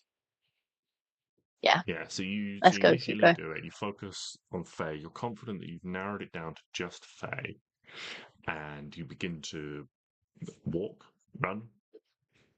I think I'm gonna run. Okay. So you begin to sort of run north, sort of like into the woods, out of the city. For for another like few minutes, all the while trying to sense this pull, narrow down its location. Can you roll a d20 for me, please? I can. 10. A That's a good roll. Can you roll? No. Oh, yes. A d6 for me. 3. 3. Okay. As you are running through the woods and you feel this fey presence, you're trying to focus on it, you become slightly distracted and find yourself stumbling into a clearing. As you do so, 3 creatures hunch sort of over the body of some creature. It's hard to tell in the fading light, some sort of 4-legged animal. Look up at you, and you can see that they are small, sort of like tiny winged creatures with red skin, horns, and forked scorpion tails. And they all sort of like I know what this is. bearing fangs in your direction. Are these little devil things or are these fae things? These certainly don't seem to be picking up your fae. These seem to be Ew. random devils that you have encountered from those that are roaming the environment. You seem to have encountered 3 impish-like creatures. And as you like stumble into their clearing, disturbing their meal, you can see one of them has like a strip of meat hanging from his mouth. And they all turn in your direction, like hissing and baring their teeth. And can you roll initiative for me? Oh, no, wait. I was going to say But something. he's saying fireball. Well, I was going to say Scorching Ray because there's a lovely 3 pew pew pew. Yes, you can. Okay, roll a scorching ray for me. Just before we do initiative. Just go miss, you'll burn the whole forest. Do I burn the whole forest down? No, the first one misses. Or do I do it 3 times? Yes, you target each Oh, great individual ray. times. Oh. Yeah, the second and the third slam into their targets, who, as you have identified as fiends, seem completely unfazed by this. Oh, shit. Oh, And now we roll initiative. Oh, they're immune to fire, I bet. Are they fully immune? They are devils. They are fully immune to fire. A 10. You roll for Hugo as well, as he is there.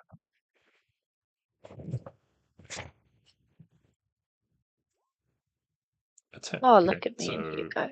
You are first, followed immediately by Hugo. Yeah. Oh, what? Like first overall? Yeah, Sorry. first overall.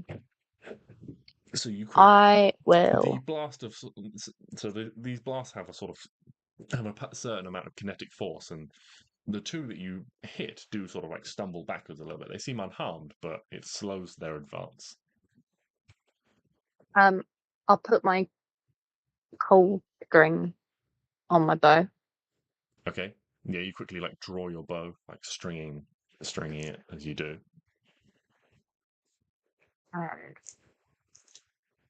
Oh, Yeah, an 18 hits. yeah.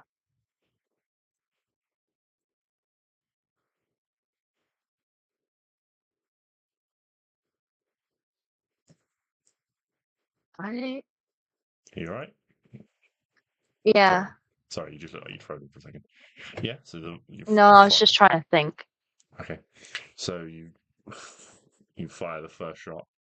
Which one are you going for? 1, 2, or 3? Just 2. number 2. Yeah, so this one has sort of like stumbled back and has like put its foot like in the chest cavity of a thing, and as it sort of like starts to beat its wings, the first arrow just straight into its chest, and it like flops backwards, landing on the ground with like a dull thump, and begins to like just as fiends do, just like turn into goo and just sort of melt away. I do it again. Yeah. Second one hits. Yeah, again, second So arrow, one like turn just as to quickly. This one just like again, like takes it like straight through like the eye, as it's like trying to take off, and it's like it's almost like pinned back, like its head against the tree, and then just begins to like slide off the arrow. Do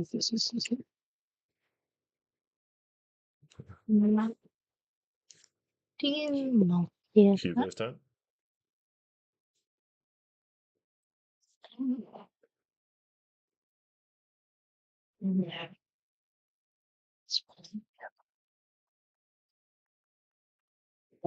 I will acid breath them. One of Okay. them. DC 15 dex saving. It has failed. Okay, So we'll take 7 acid. it takes 7 acid damage. So Hugo like rushes up beside you, like breathing his acid breath over one of these, the last of these imps, and yeah, it like throws its wing up to try and like block some of it, but it like burns through. Looks very badly hurt, but is still like coming at you. Okay. It's gonna rush forward and make an attack. That is a 14 to hit. No. Me? No. Yeah. So this like imp like rushes forward. It's like one of its wings is like badly burned. And it's sort of like flying slightly lopsided, and then it like goes to like lash at you with claws, and you like nimbly just step back out of the way. Back to you. It's still on the floor. It's like trying to like fly like in your face and like slash at you with like its claws, and like it's like stinger like tail is like jabbing over its shoulder at you. Can I punch it in the face? You can punch it in the face, yeah. Thanks. How do I do this? So roll to hit. So strength plus proficiency bonus. Right. Okay.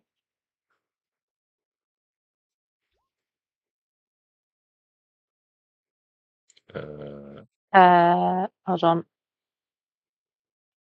13? 13 is just enough. Yeah, you clock this thing. Excellent. So you do. So the damage on a punch is 1 plus strength. Oh, it's only 3. So What if I do this before? just Wind it up. Cartoon wind up. Yeah.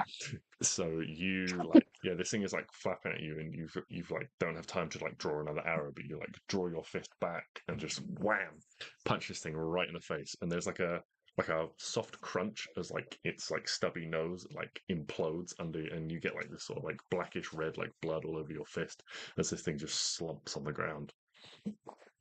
Punch it. Right between the trees.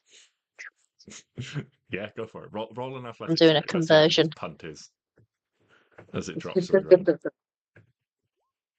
Oh yeah, it is clean. This thing is gone. Just sails. Hugo's got a over the banner. trees. It's like Hugo's just there, like. Yeah. Looking Throws a around little now, you can see that the thing that these imps were eating seemed to be a deer. You suspect that something else killed it. As it sort of looks like a couple of days old, and these things were sort of scavenging like semi-rotten meat from it. But yeah, you neatly dispatched the 3 imps. Wow. Easy peasy. Noise. Get out of here. But yes, but you carry on further and further into the trees. Taking a bit more care, maybe now, a bit more aware of your surroundings, a slower jog. But eventually, your 6 minutes are up. Was I still going in like the right direction? Well, you don't get direction with this, so you know that someone. No, but like, had I lost it, then I'd know that I was going the wrong way. Yeah, so you still sense it right up until it fades. Okay.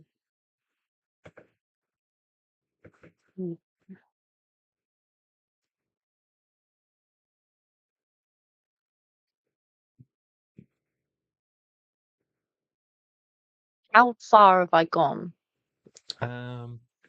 Maybe sort of 3/4 of a mile or something like that. You're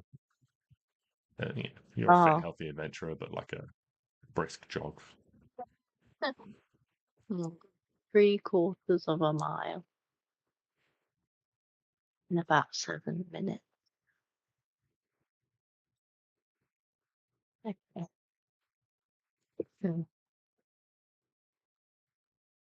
Okay, I think I might go back and report.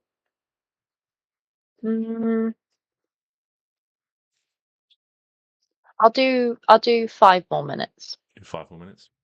Yeah, running again. Can I do a jog, like a cautious jog? Yeah, cautious jog. Okay. Yeah, so it gets almost towards the end of the 5 minutes, and this Fey presence blinks off your awareness. It's quite a funny moment. Okay. You sort of take a couple of steps back, couple of steps forwards. It's like there, not there, there, not there.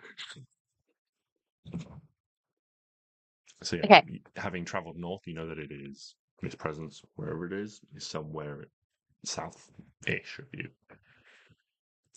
Can I, like, make a mark on the floor or in the trees or somewhere? Yes, you kind of have many weapons and tools around you on your person to make marks on various things. To kind of like mark where if it's not past this point when we come back. Thank you. Okay. You return to the city.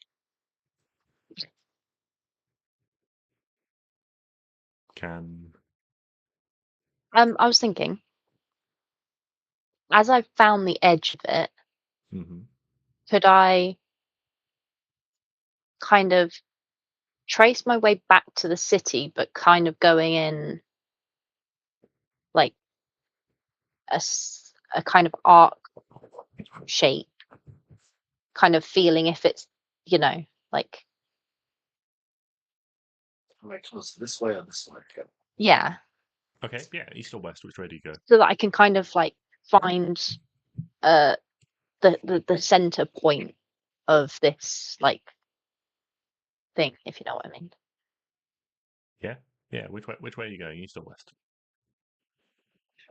East. East, okay.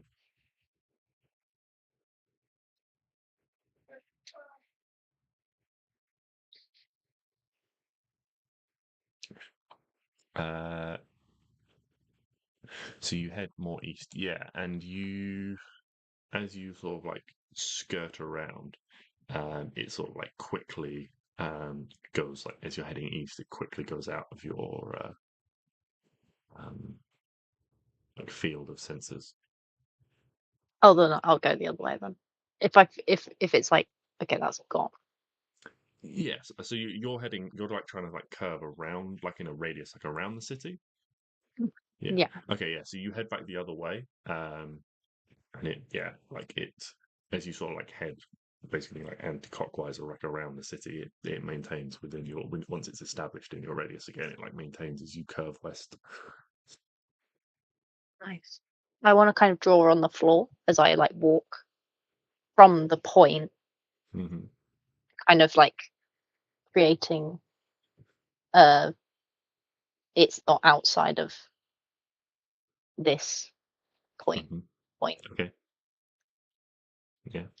Yeah. Like a Arwen's stick got or some or skill. some. Yeah. Yeah. Make like a marker as you go. Yeah. Okay. Yeah, and you slowly like do that as you head back into the city. Mhm.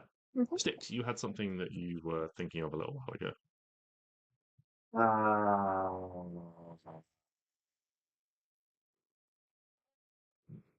If it's gone, don't worry about it. I'm sure it'll come back. Right now, I'm sure it'll come back. No worries. If it comes back, just Sorry, yes, I was thinking. Elvis is a fey creature from the Feywild. Could there be something I could do with that to help us get there? I know he's like a summoned fey creature, but it literally says he's summoned from the Fey, from where he's from. I don't know if that works. Is he an item that we can use to teleport ourselves?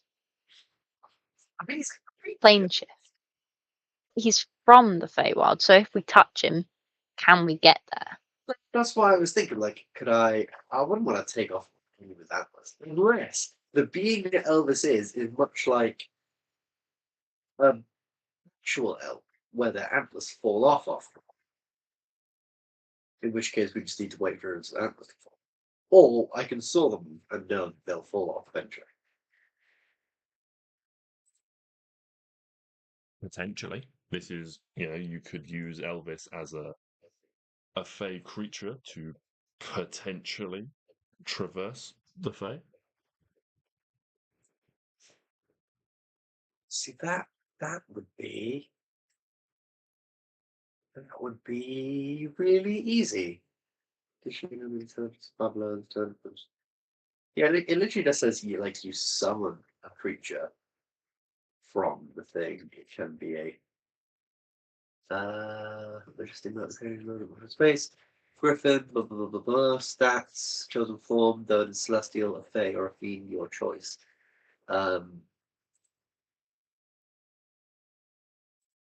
So in theory that could work. In theory. So long as I know that his antlers will grow back. Although he's made of wood. Of course they'll grow back. Maybe. I felt really bad if it didn't. Be lopsided the whole time. It would be. It'd be so bad. His I wouldn't theory. cut off a whole antler. I just cut off like one part of it. Still, God, I feel so bad. So I will resummon this. And I'll say, hey, buddy, I have a question. Do your antlers grow back?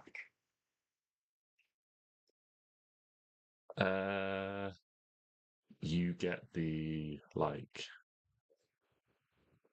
sense from Elvis that yes, they would. He nods. Fantastic. In which case, would you mind? Because I don't want to, you're your own person.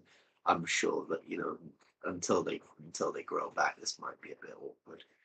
But would you mind if we used your antlers as a teleportation device to take us? Hey, we're going to go to the Feywild. We're going to go to your home. I'm going to finally see what your place is all about. Hey, meet the fam. Finally, I don't know if you have family. We've never really talked about that. Well, that's sad. Actually, I imagine we probably would have talked about that at some point. I feel like I would somewhat know about Elvis and his family. I mean, you can certainly try from Elvis. Fantastic. That is technically consent. I love it. Oh yeah, he's consenting. He just doesn't know anything about the nature of magic in this instance. He's like, Aww. No, but I'm asking, are you okay if I just take one? yeah, he's chill with you, you doing that. Fantastic. I'm going to take them both off so that you're not lopsided because you can fly now, and I feel like that can only lead to things. You're constantly flying right. Like, that's not good.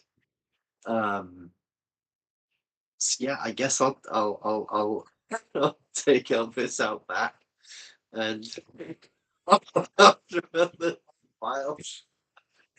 Yeah, I'm just really dark. Like I just take out like Frost Klari, My take God.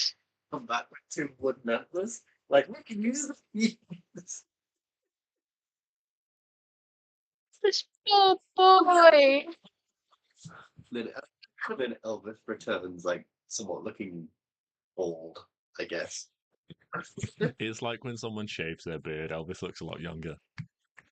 Yeah. You look great, buddy. You look just fantastic. Elvis gives you a look that somehow seems to say, I feel cold. As if he's lost all his hair. Aww. You know what? Oh, there's nothing I can do for you here. This is just an awkward situation all around. If I could put one of these in the middle of your head, I would. You'd be like a unicorn, but I'm not sure that would work. Anyway, so we've got. Oh, we're gonna That would copy be the down. most deranged unicorn with an antler horn. Yes, it would. So if we start copying down that spell, like, is that just a thing that we can just do, or is that kind of required? So, yes, you will need to provide the necessary, like, gold cost to do that because it is a spell, which I will tell you now is copy a spell.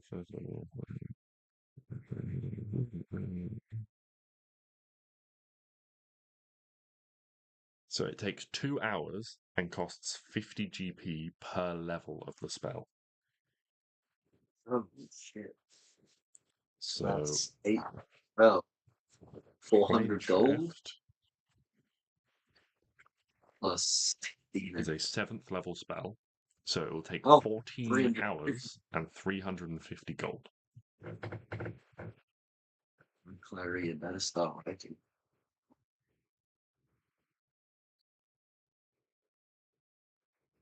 Unfortunately, I can't write this magic number.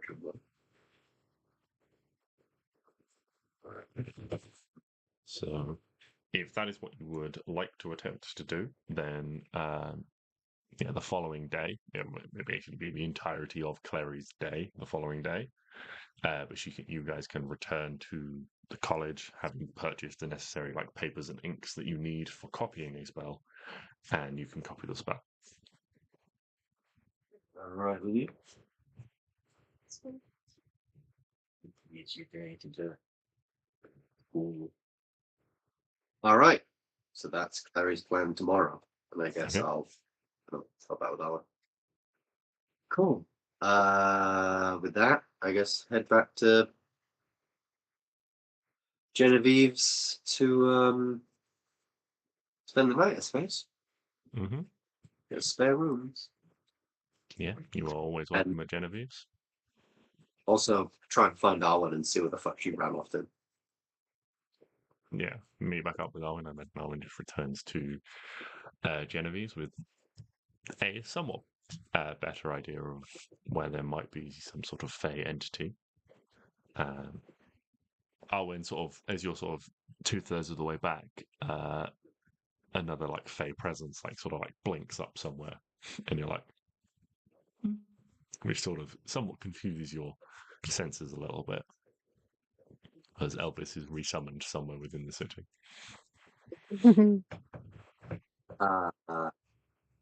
But yeah, you all meet back up in the evening. Genevieve is happy to see you. She puts on a very nice supper for you all. And yeah, you can all retire to your rooms and take a long rest. if there's nothing that anyone else would like to discuss before bed. Don't think so. Just generally like ask Arwen, like where she went. Yeah. I'll explain Yeah. all of this. She explains that she might have found a fake crossing and just stood there with Elvis's antlers, like it's useless.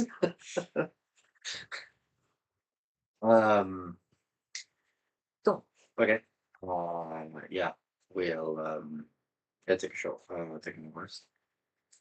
Wake up Yeah, next day. take a long rest. You wake up the next day. If it's up to you, Klari. Like you can divide the time into chunks. It doesn't have to be like a 14-hour stint. You can spread it out over multiple days if you wish, or you can just spend 14 hours of this day, and that is what Klari is doing for the day. Yeah, just for 14 hours of this day, get it done. Okay. Yeah.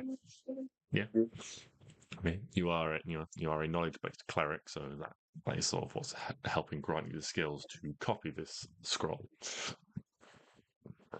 down. But that is what Klari is doing. What are the other two of you doing for today?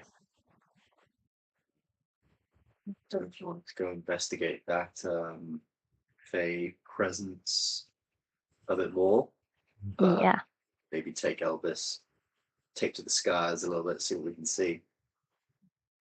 I think narrow it down a bit, just to, because we've got a vague vicinity. I think if we kind of all convert, or like me, you, Hugo, we'll kind of do a little searchy search.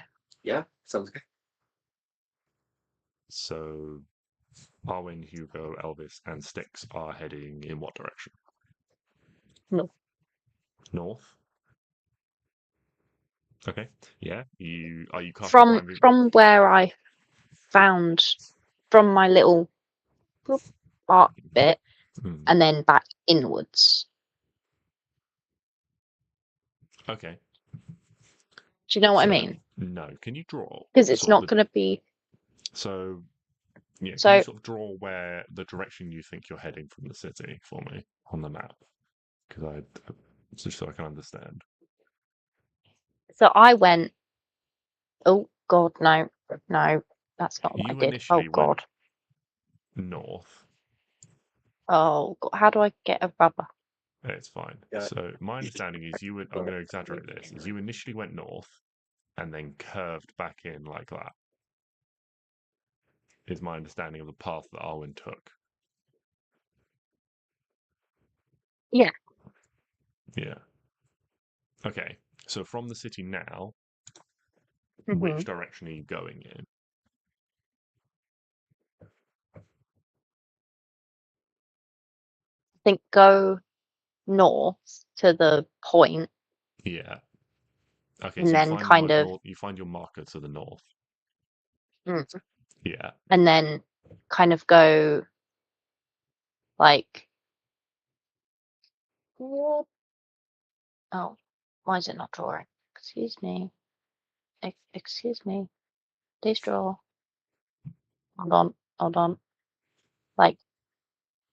Whoop, whoop, whoop, whoop, whoop. Oh, where's your lovely pic? Okay. I've removed it well, so you can see it.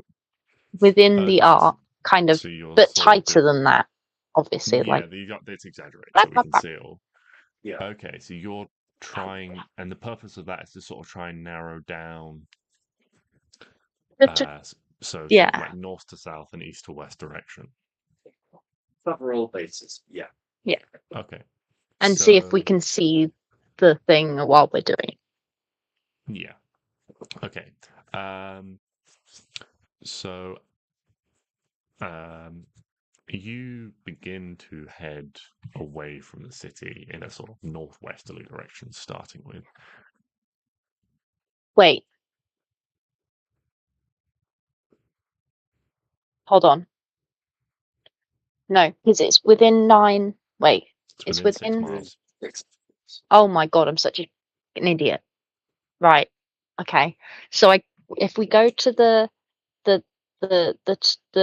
highest point, Yeah. and then we just go straight forward for 6 miles, we'll find it.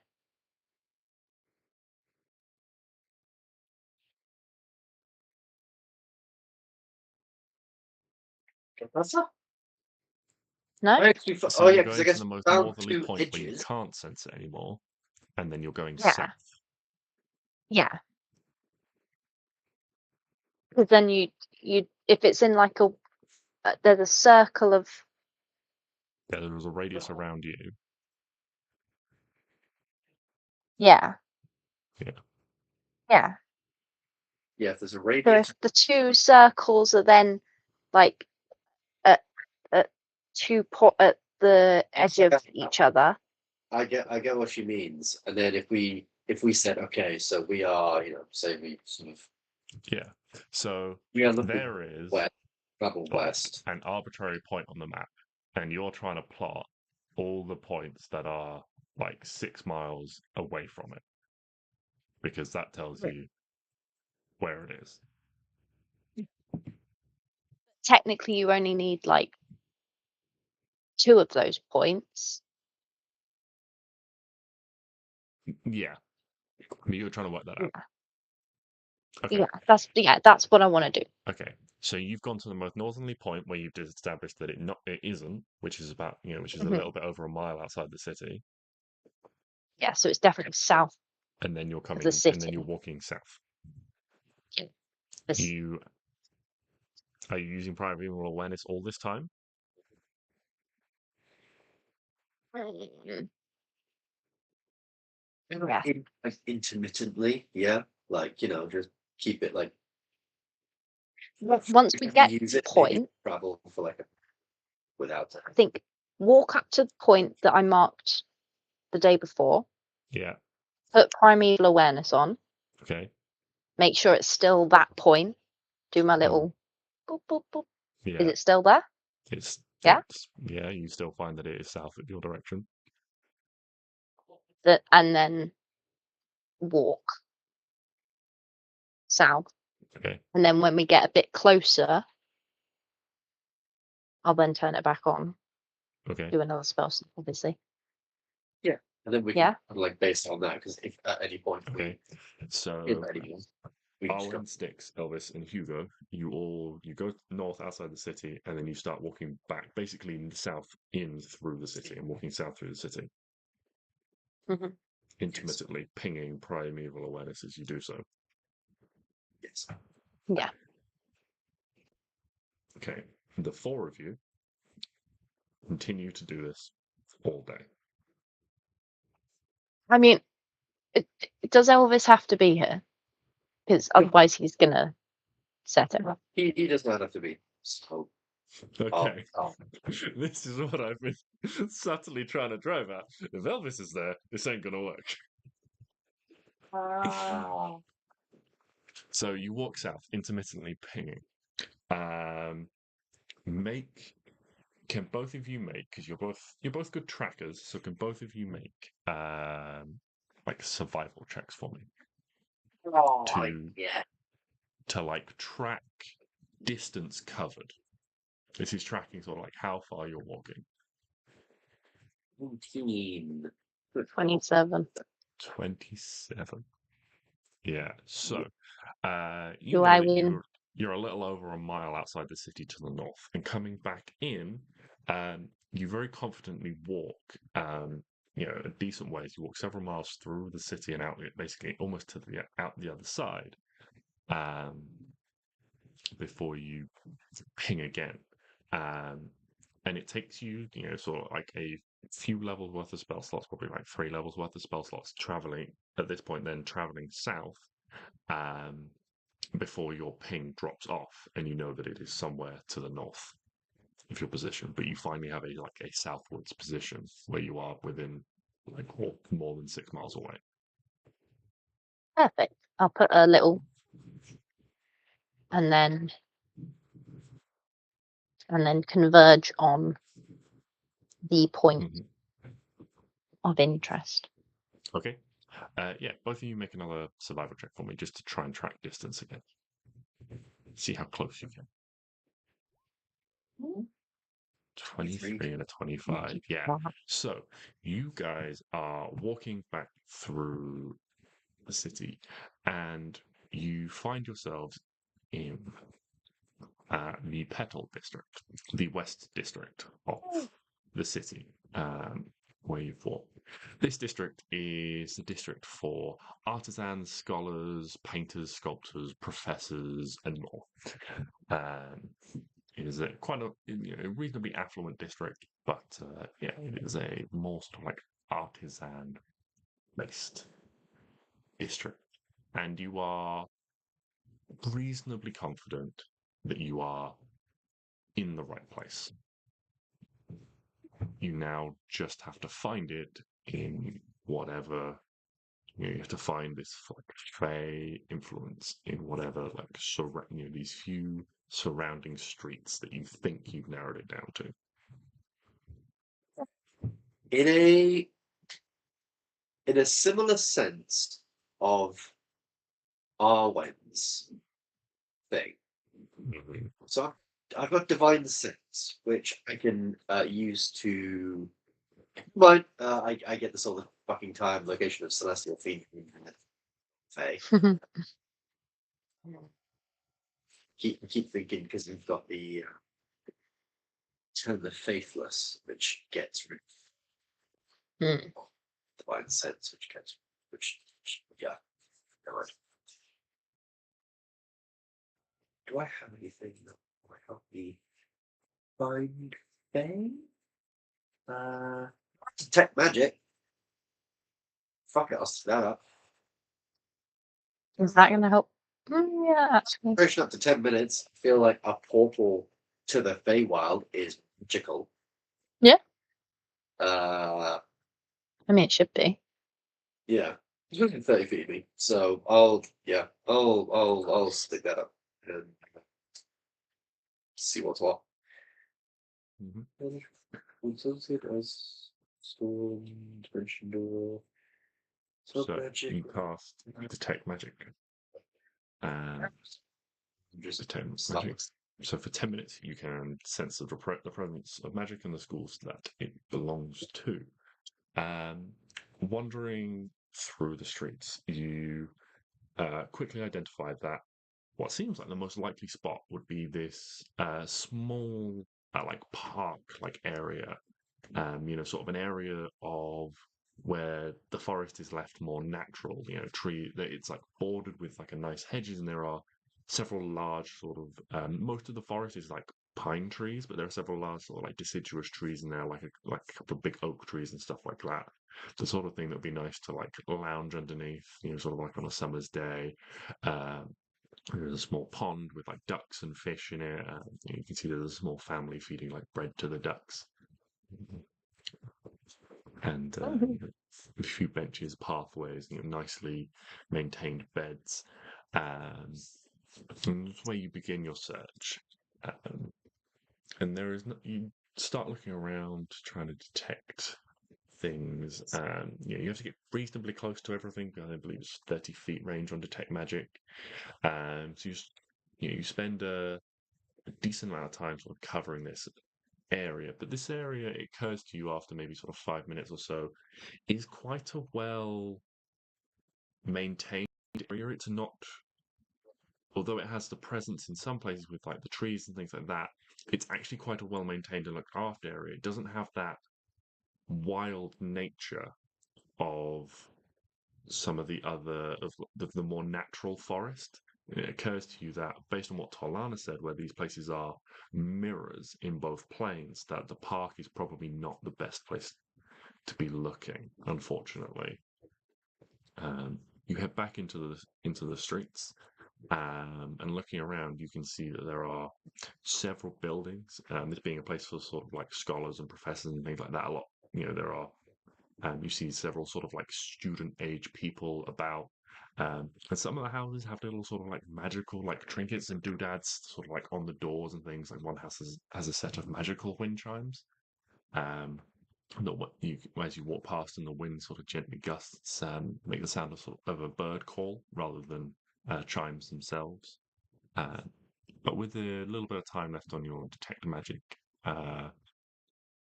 roll an investigation check for me, Stix. Oh boy. I would give myself guidance, but that doesn't. Investigation of plus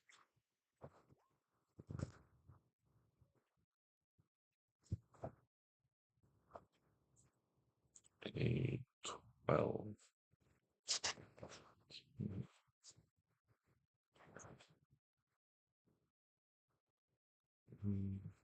Are you casting guidance or not? Yes. 16. Okay, so 16. So you're walking around for a few minutes go by. You're sort of you're getting a little bit, not that there's like pressure on this, but you're a little bit nervous, or maybe like sort of tentative as your spell is beginning to run out and you haven't found anything yet.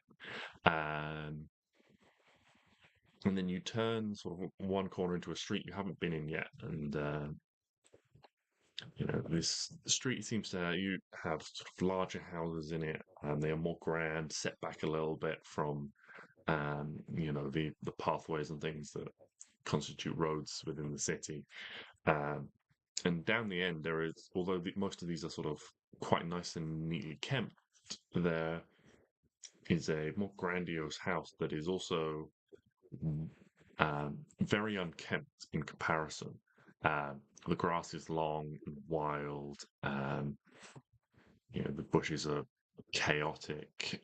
You can see the house itself is a little bit disordered and chaotic. You can see that a couple of the windows have been boarded over. As you approach, you can see that there's like broken glass, like still in the frames, and they've just been like boarded up from the inside to keep the draft out.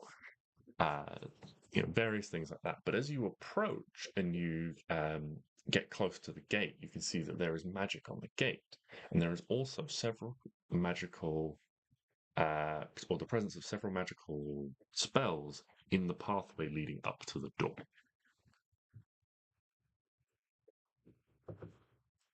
like a sense of what magic it is.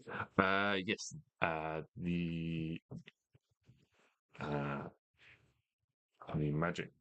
The magic on the pathway would be abjuration magic, and let me look up the specific spells that tell you exactly what it is.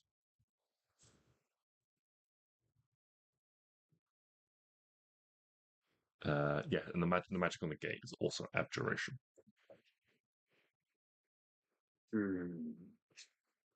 The pathway is more than 30 feet, so you can't see up to the door at this point, but there is a strong magical presence on this house. Surely if it was you said it's a thing you would find in the natural world. Yes. Sure. This house is, the garden around it is like wild and chaotic. Maybe it could be in there. So I'm going to grab Arwen and I'm going to look around and see if we are clear. Are there people looking at us? Is there lots of people about? No, this is a relatively sort of residential street. It's quite quiet, Fantastic. We're going to dimension door through the gate. Okay. You dimension door through the gate. Are you going straight up to the front door? Or are you just going like just beyond the gate? I guess just beyond the gate, see if my sight briefly before it goes pings anything in the wild garden, so to speak. You don't pick up anything in the front garden, but getting sort of maybe 10 feet beyond the gate, you pick up a third crap on the pathway, or a third spell on the pathway to the door. Son of the beach. I will. What's this guy get his mail? Fuck. I will.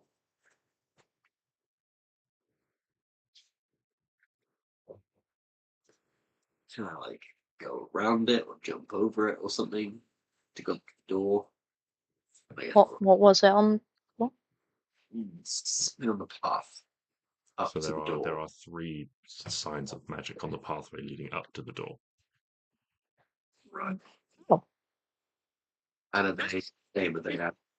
Spell magic only do one. Oh yeah, I suppose dispel magic would also work. I should have just used that. If there's 3, then we're gonna. Have you got dispel magic? Yeah, I got dispel magic. So if you do 1 and I'll do 2. Yeah, sounds good. Pew pew. Spell. Spell the spell. So with Stix's guidance, Arwen, you are able to spot. He guides you to where the runes are, basically. Like you can see, like between the weeds, there are like all the slabs of the pathway, like where the reeds have been etched in runes, and like glyphs and pictures and patterns to seemingly disguise the dangerous ones. But Stix is able to point them out. You're able to dispel them. There is, as you progress down, your dispel magic wears off, and you can see that there are a number of magical around the door. The mat, the knocker, as well as the like where the lock is on the door sticks. You pick up before your dispel magic wears off.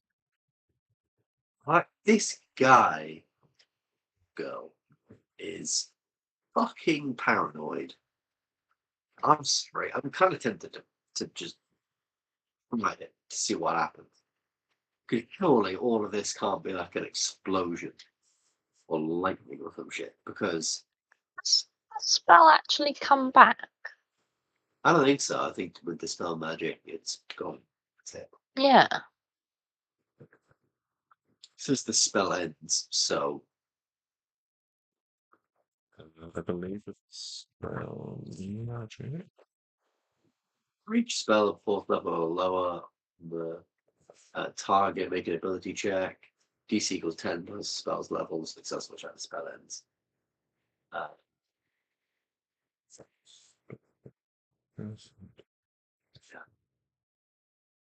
Say what happens to the creature, object, or magical effect, but any spell ends.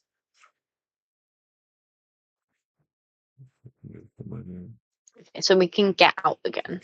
Yeah. Yeah.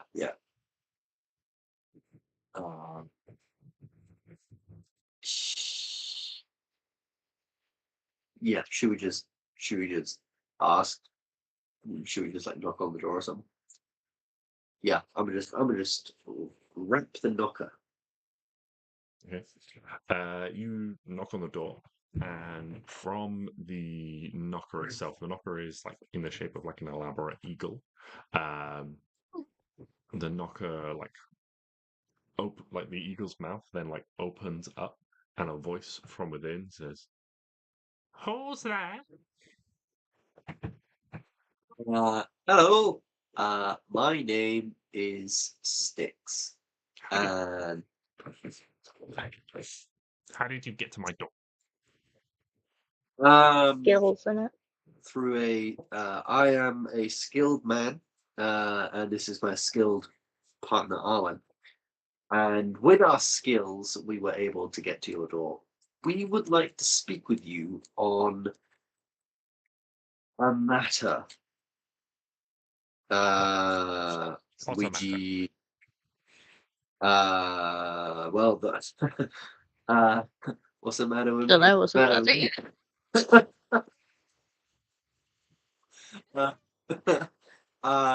The matter is that of the Fey persuasion.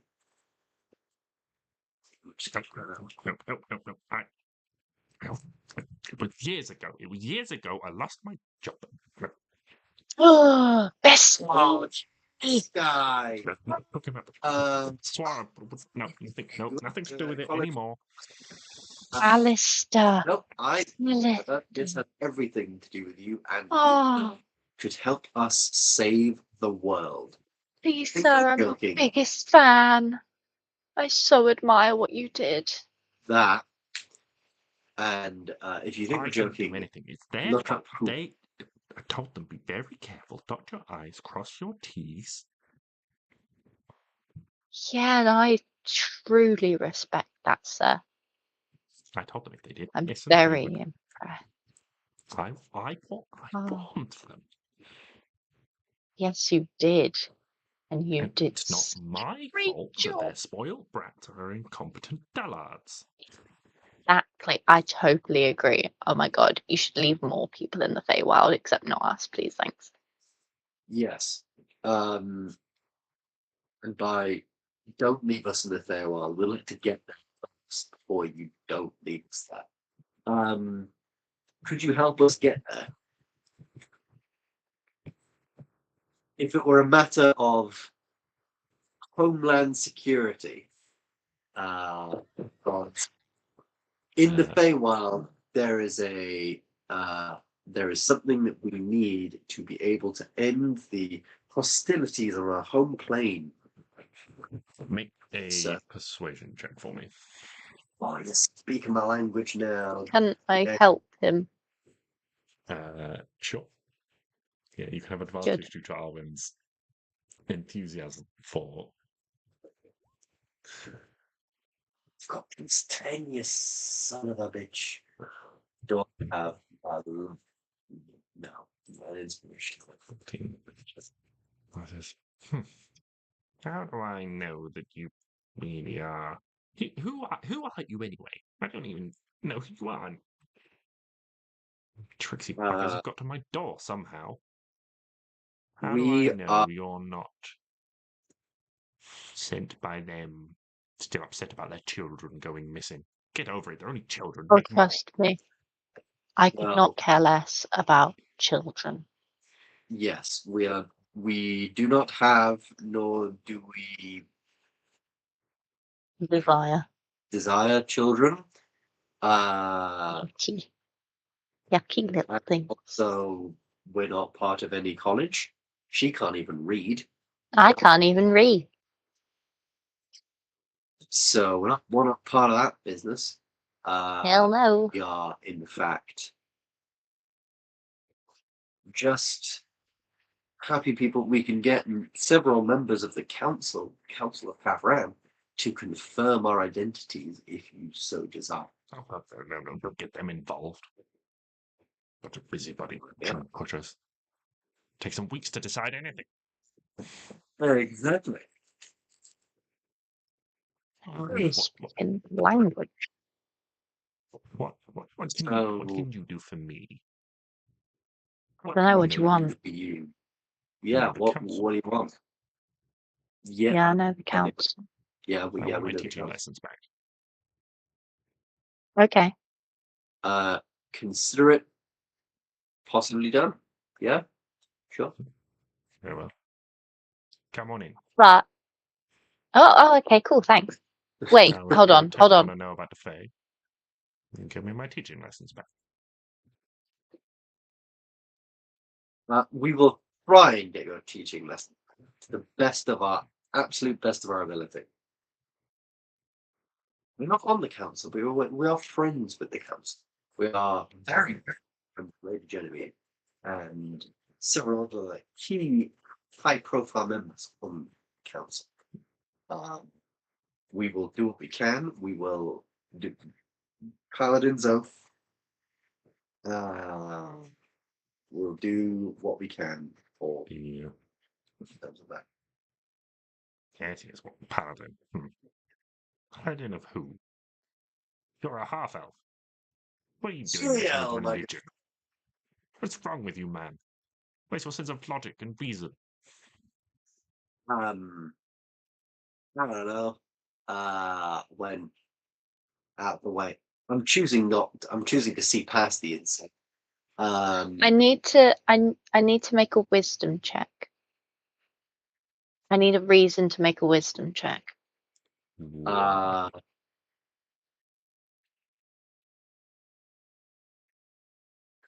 What's wisdom? What would survival Insight medicine? is wisdom. Make a wisdom Perception is check. wisdom. Is it? Yeah. I'd like to make a perception check on this man to see if he is a fae. Okay, at the moment you're talking to a door knocker. Yes. Right. Can he open the door, please? Well, I mean, he says, and then she says, "Yeah, well, I suppose you better come on in." Also, Okay. is that your dragon at my gate, or is that Yes. unrelated? As No, he he's says, mine. the two lamps either side of the door start charging. Like, No, he's mine. If you touch Hugo, you die. Hugo. What an undignified name for a dragon. You clearly don't belong Yes, to any of the families, otherwise you'd have a more elven name for it. Pretentious. exactly. I am scum. So, put me in. Okay, but the dragon stays outside, just in case. That's fine. That's fine. And there is a He's series of fine where he is. many clicks and clanks as many bolts and locks are withdrawn, and then just the door swings in. It's oh wait, hold on, one moment. There's a and several sort of in the entrance hall, several things pulse. Also, don't step on the carpet. I can't disable that one. And there's a big circular carpet in the entrance hall. Ah, one of them. I'd put a bottle in the middle. Yeah. People wine. But yeah, the house, as you enter, is completely dusty, and all the furniture is covered in dust, and there's a thick layer of dust all over the entrance hall and everything like that. Yeah, can I make my wisdom check now, please? If you like. You still can't see Yes, this please. individual. No, can I see him, please? I want to look at his face. Sir. I would also, Sir, look at me. before we go in, I would like to re-up detect magic. Okay. Yeah. You re-up detect magic. The house basically lights up. Every bit lights up like a Christmas tree. There are, many spells and things all over this place. Can I see him now? So you slowly enter inside and shut the door behind you. And appearing at the top of the landing,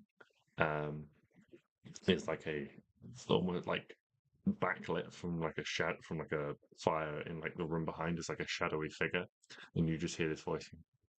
Come on up. So I said, mind the carpet, and also mind the third step. Okay. 1, 2, 3. Okay. And this figure turns around and just immediately disappears back into the room. Oh my God! Come here. You make your way up the stairs. Stix, you notice that the third stair doesn't actually have any sort of magical presence around it. It's probably just a bit broken. I'm gonna fucking step on it. You're gonna fall through the carpet. You put your foot on the third stair, and it just goes. He says, "I told you not to step on the stair." Sorry, I miscounted. I was taking Even I to the keep challenge. 3. And how the hell did you step on the third one? Because I accidentally 2, 4. No, I went 1, 3, 5. That's the worst thing I've ever heard in my life. That is disgusting. That's Abby talking. Oh, I hate doing that when I'm in London on the tube, because in London in the tube and the underground, they're all very nicely in things of 2, so that you can go up. But if you mistime it, or if you don't do one, then you end up going up the wrong way, and the last step will me, because if I reach up 5 a double step, then I end up then being leaning way far forward because I won't do a single one. embarrassing. So you head up and you notice that the banisters and everything here, even like the like the little like tables and things in the hall are all like covered in dust in this like very dusty house. You pass one of like the windows on the way up the landing. It's like one of these ones that's like boarded up.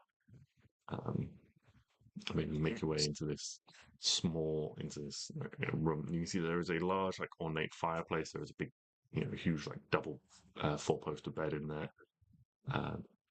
It is very elaborate. Like it's one of these like all-in-one rooms. So there's like a bed in there, but there's also like the fireplace is off to the other side with like a couple of like armchairs in front of it, and then like in another corner there's like a desk.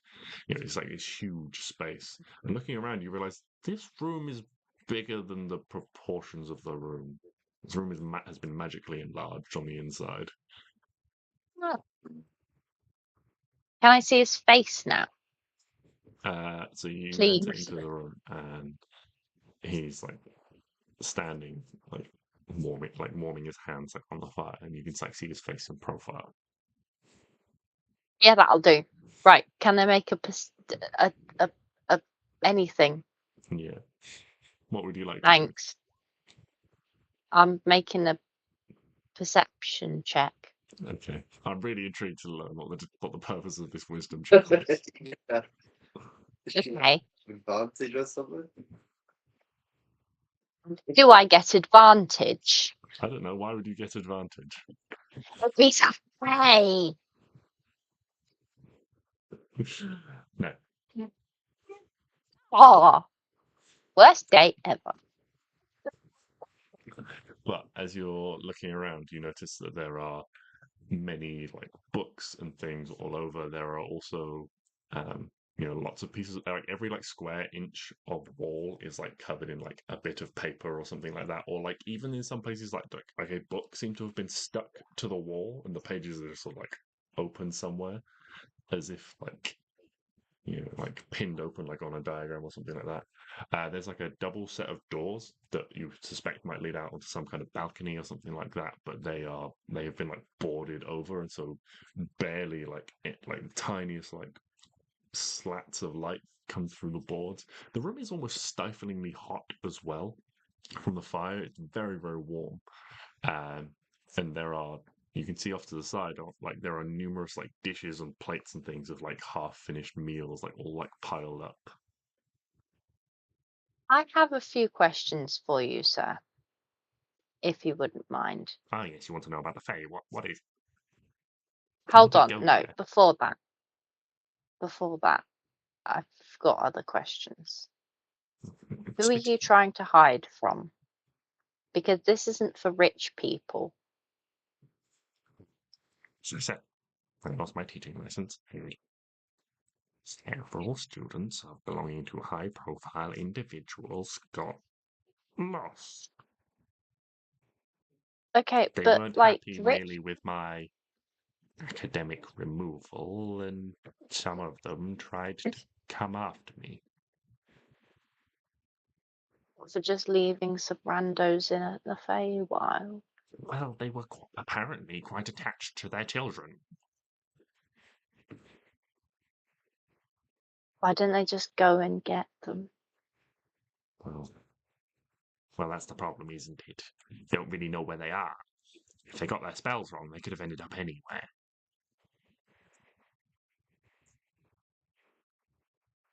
Okay. So this is all because some people have hitmen after you. Yes. Probably. I don't know. Maybe. Who knows? Who knows? Better safe than sorry. But you know. Okay. Constant vigilance. Although they won't catch me out.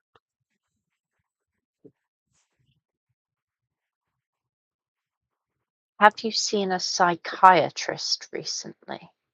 Is that some sort of monstery thing? Yes. Like wizard. It's a type of wizard. Look into your mind. Uh-huh. Mm. No? Terrible branch of magic. Okay. Messing with the I mind. highly recommend. I'm talking about an illusionist. If you see things that No. aren't there.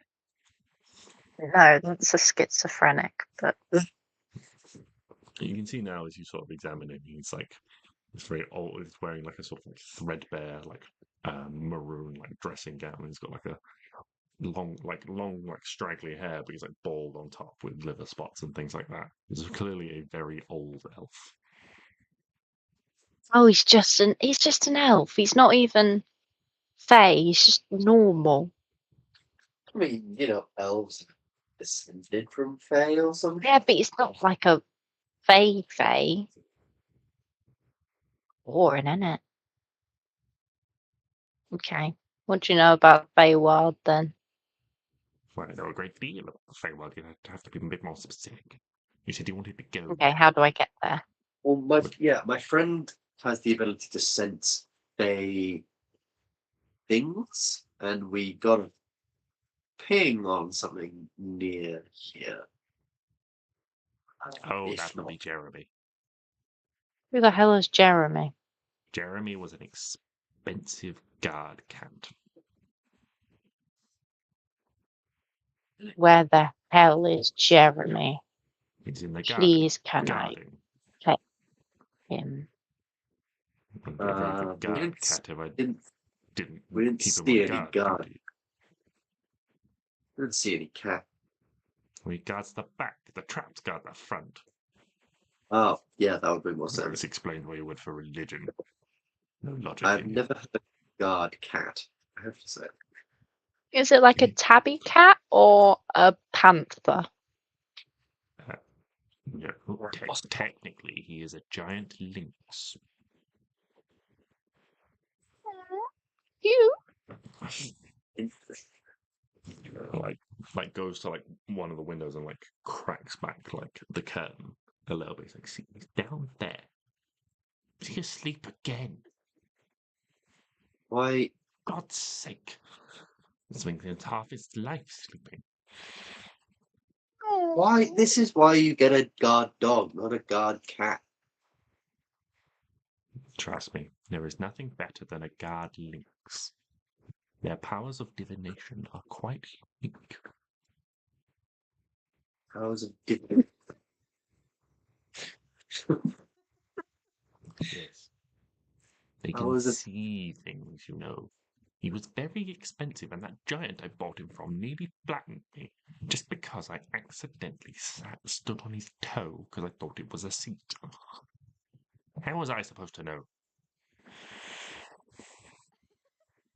Sorry, did you say he could see things? Yes.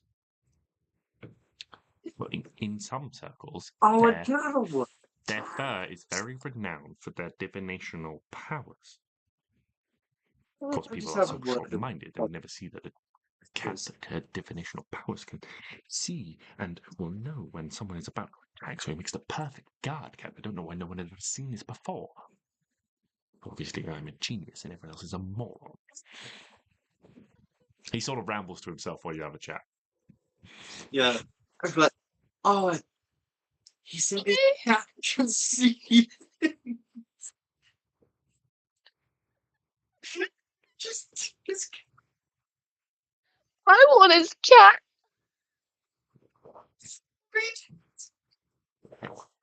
morally. Oh, It seems somewhat okay. We've given the amount of people a fucking students that went like awry. I don't say that. I just sort of feel like, I mean, morally, you know. all right. Well, let's get all the information out of this man, and then I'm gonna go talk to his cat. Yeah. Does it need to see? Is that God can't need? Oh, Seriously, like, can you bring back a thing's eyes? I like to do that, but Jesus. Turn around and say, we would like to speak to your guard cat. But first, some questions on the Feywild. Yes, yes. Firstly, how do we get there? Well, you Other get there one of than- two ways. And he basically reiterates the same information. You can plane shift or you can find a fake gateway. Okay, where are the Fey doors? Do you know of a Fey crossing nearby? Personally, no. Well, sort of. There used to be some in the city. Well, one in the city, but they kind of built a house on it, so they kind of fucked that, didn't it? Oh, you built your fucking house. No, That's I why didn't build we my did house let on it. it. Oh, someone built it. Someone else built their house on it. It was quite useful. But Right. from time to time. But I Awesome do it have one is. of these, and he like puts his hand like down like into like his pocket of his dressing gown, and it goes like all the way like down to like past the elbow, like rummages around, like pulls out this like gold looking like medallion like thing. And you can see it has like two bands or like multiple bands, two like four bands of like gold rings, with like in each ring is embedded with like 8 different gems, like going out, so it forms like a star shape. I do have this. This is useful for finding Fey crossings. I mean, the things are fucking nightmares because it's got to be the right circle of the moon or whatever bullshit a Fey decide. But you can find them with this. When activating, you like speaks a word in Elvish that you both understand to mean seek. You see it like, and it like props up, and like there's like a little like on the very like outermost ring. There's like a little like bing, bing, bing. The jewel slowly like glows and like fades and glows and fades. There is one in that direction. And he turns around, like the jewel like moves, like the needle on a compass, almost like pointing. Whether or not it works now, not a clue. But here, and just like tosses over to you. I'm not going to be going anytime soon, I suppose. Oh, can I put it in my bag? Yeah. What is it? So A you can add Fey Feywild gateway compass. You can add Fey crossing compass. Oh, Fey crossing compass. I'm thinking that would be really fucking useful because even if we get stranded in the Feywild, surely that'll still show Fey crossings in the Feywild that lead out of the Feywild. Fuck knows where they'll go, but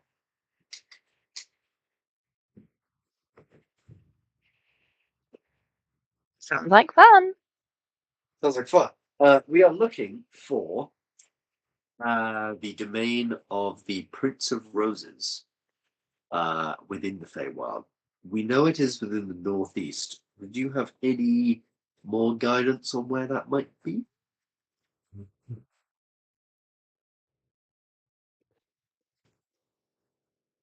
Well, I've already given you the compass. I mean, what do you want, a map? Yes, Do you want me please. to hold your hand as you go? Yeah, I sure. mean, if you wouldn't mind. Obviously being hyperbolic. I'm not leaving here. It's safe here. The Fey's full of all sorts of weird shit.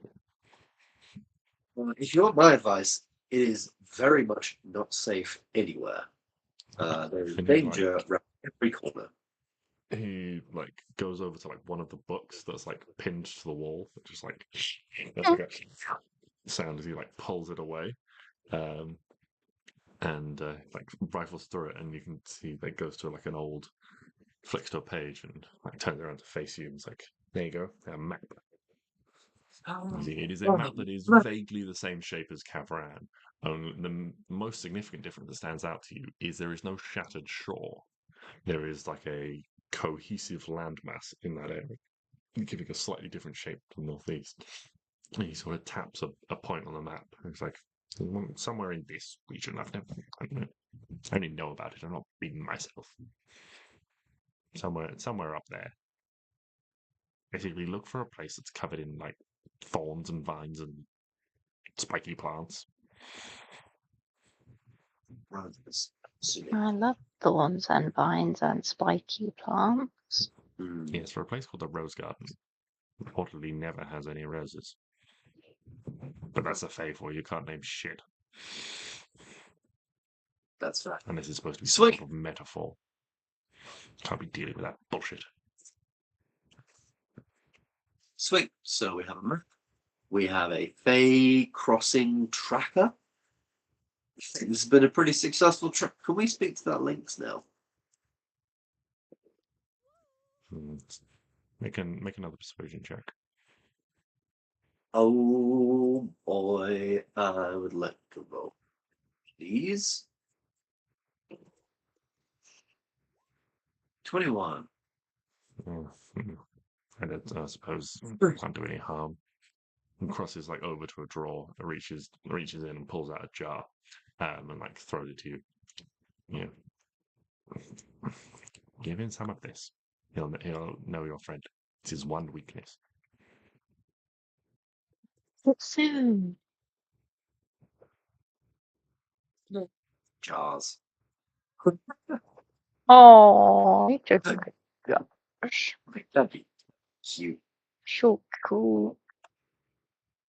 Cool. All right, we'll go outside and we will speak to the giant lynx. Yeah. And as we So go out there, I will cast Speak with Animals. We might speak with it. I don't know if that's going to work, but I'm assuming we're not going very well today. I also can't speak with animals because animals.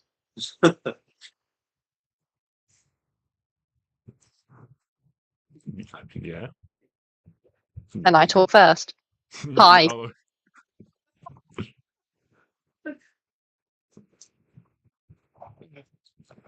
Beaten by some Commitment. random other person talking to the animals. Excuse me. Yeah, we all have nothing.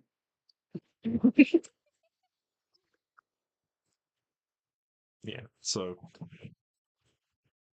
you get outside and the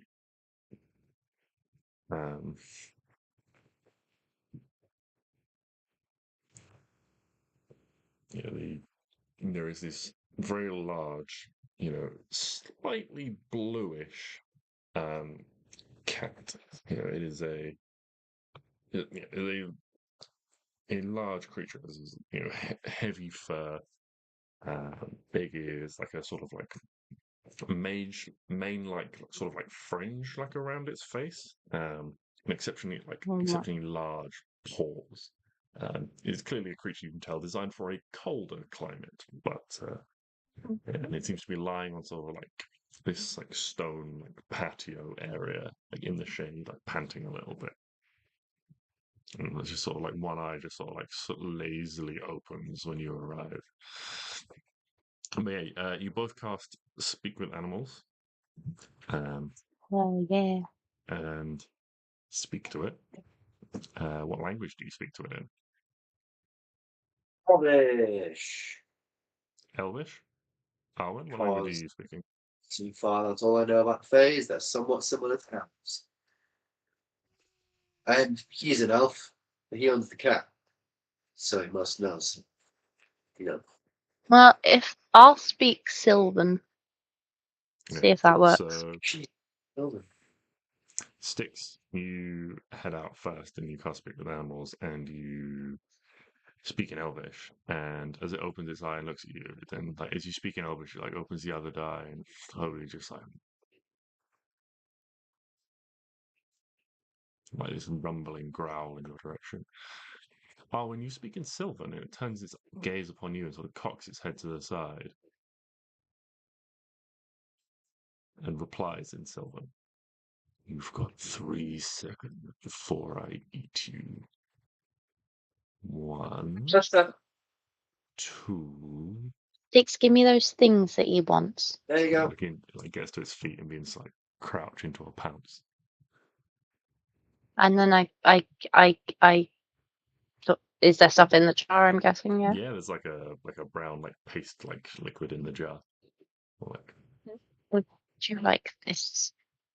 You see his demeanor like immediately like changes. It goes from like aggressive to like excitable, and it's like his eyes, rather than being like really small, just go massive. And he's just like Who's a slowly good like, kitty? pads towards it. Are you going to be a good kitty? Yeah. Just like waiting. Like Can I just like give him a seeing. little? Yeah, as you do it, it's like trying to like push its head up for that, but also it's like his big like tongue like opens out. And it's like trying to lick down as well. It's like like it's trying to like subtly lick the jar without you noticing. And then I put the jar on the floor and I let him Oh, it go. like drops down and like clamps two Absolutely paws mental. around it, and it's just like.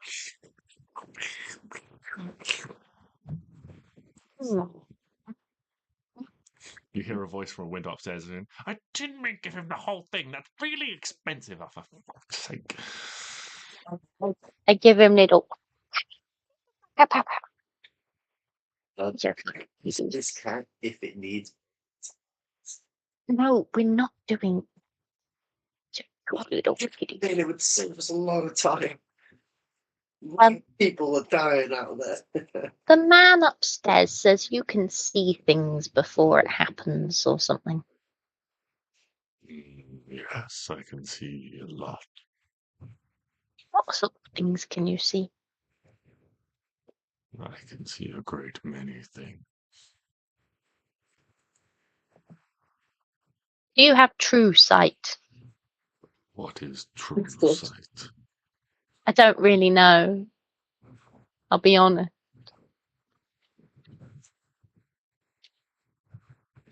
Can you see?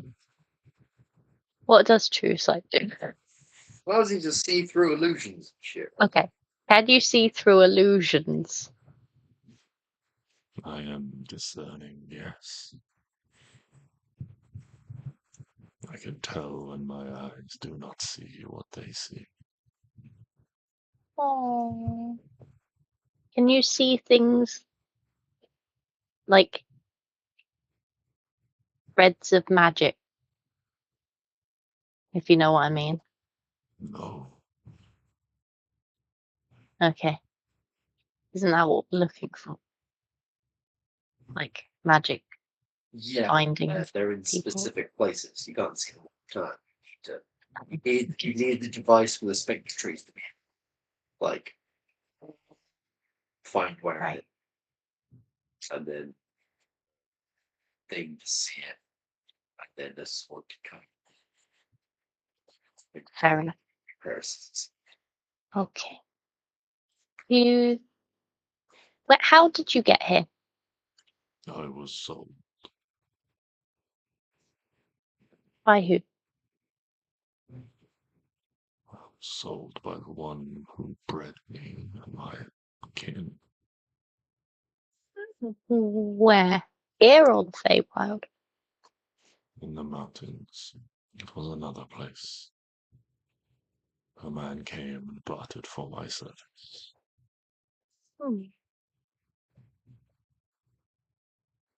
you want to live here? It is nice here. I am well fed. It is warm. Sometimes it is too warm.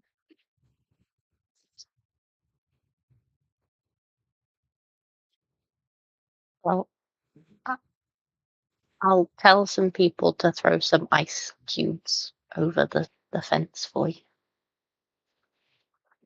Okay. I trust ice. You said you were too warm. Not all the time. Yeah, but like you don't have to like go and use them. Just if you need them. You are strange. Thanks. No. Good strange? Nice strange. You have peanut butter. Nice strange. Is that what you said? Okay. You brought me peanut butter.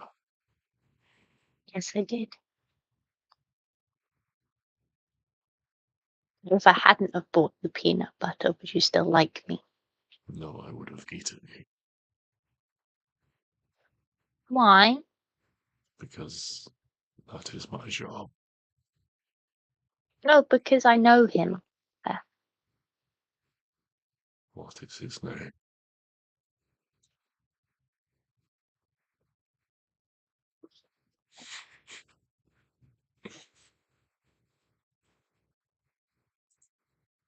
Alistair. You know my master's name. Yeah. Master would have eaten you. Oh. Okay. Well, it was nice to meet you, I guess. It was nice to meet you. I don't meet many people. It's because you eat them all.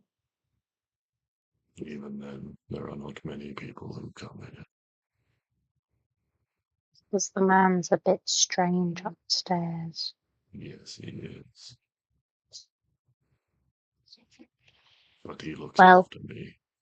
And it is an yes. easy life. Yes. Well, Much better fate than those of my siblings. this sounds depressing. Maybe we could have a sleepover sometime.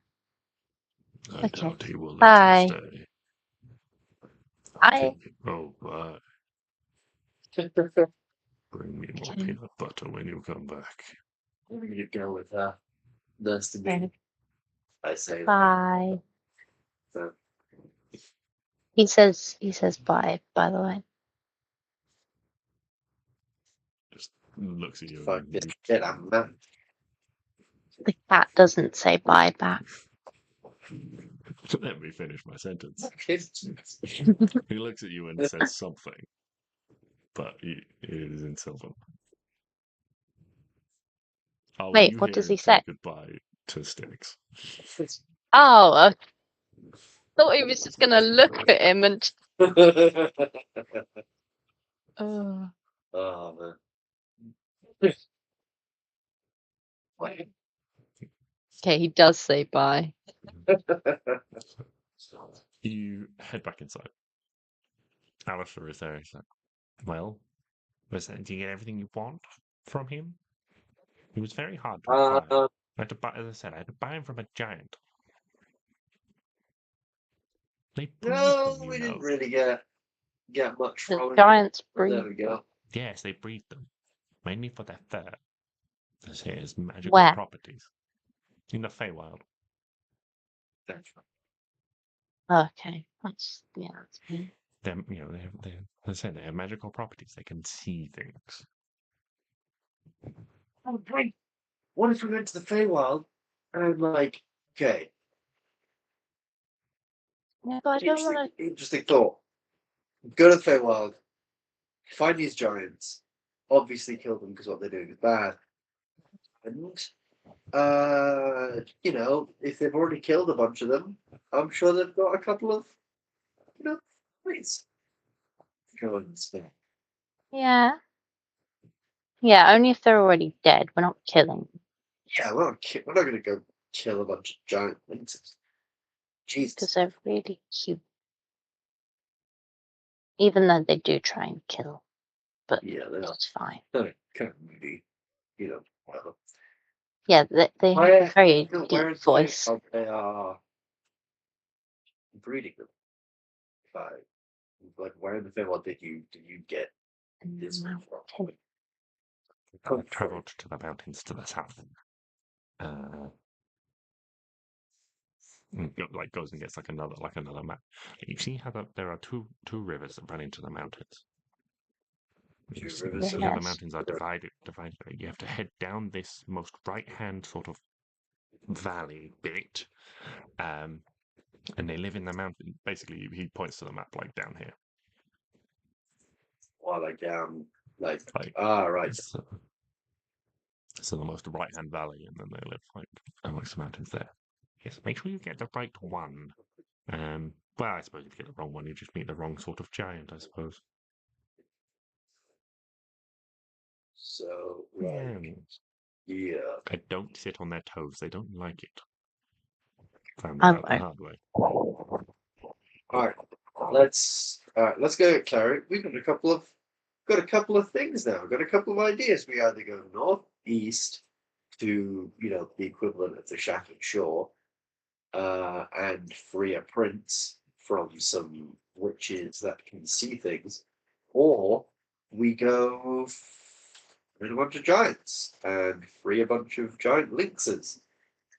I like the sound of the the the prince one because it's a bit different.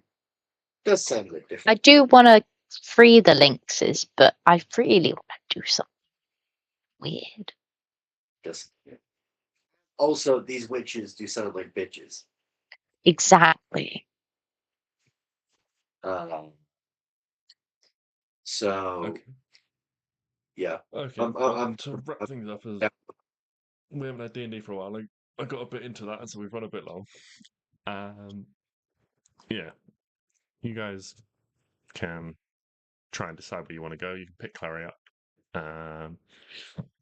and that sort of thing. And we'll pick things up next time with you guys coming back together after Clary's finished copying out the Another spells. comes out as 14 hours. Like, guys, I did it. I finally wrote this full thing, this spell. I did it. And we're just like, yeah, that's cool. We got a band that can tell. We got a little bangle that can tell us where a Bay crossing is. We don't need people.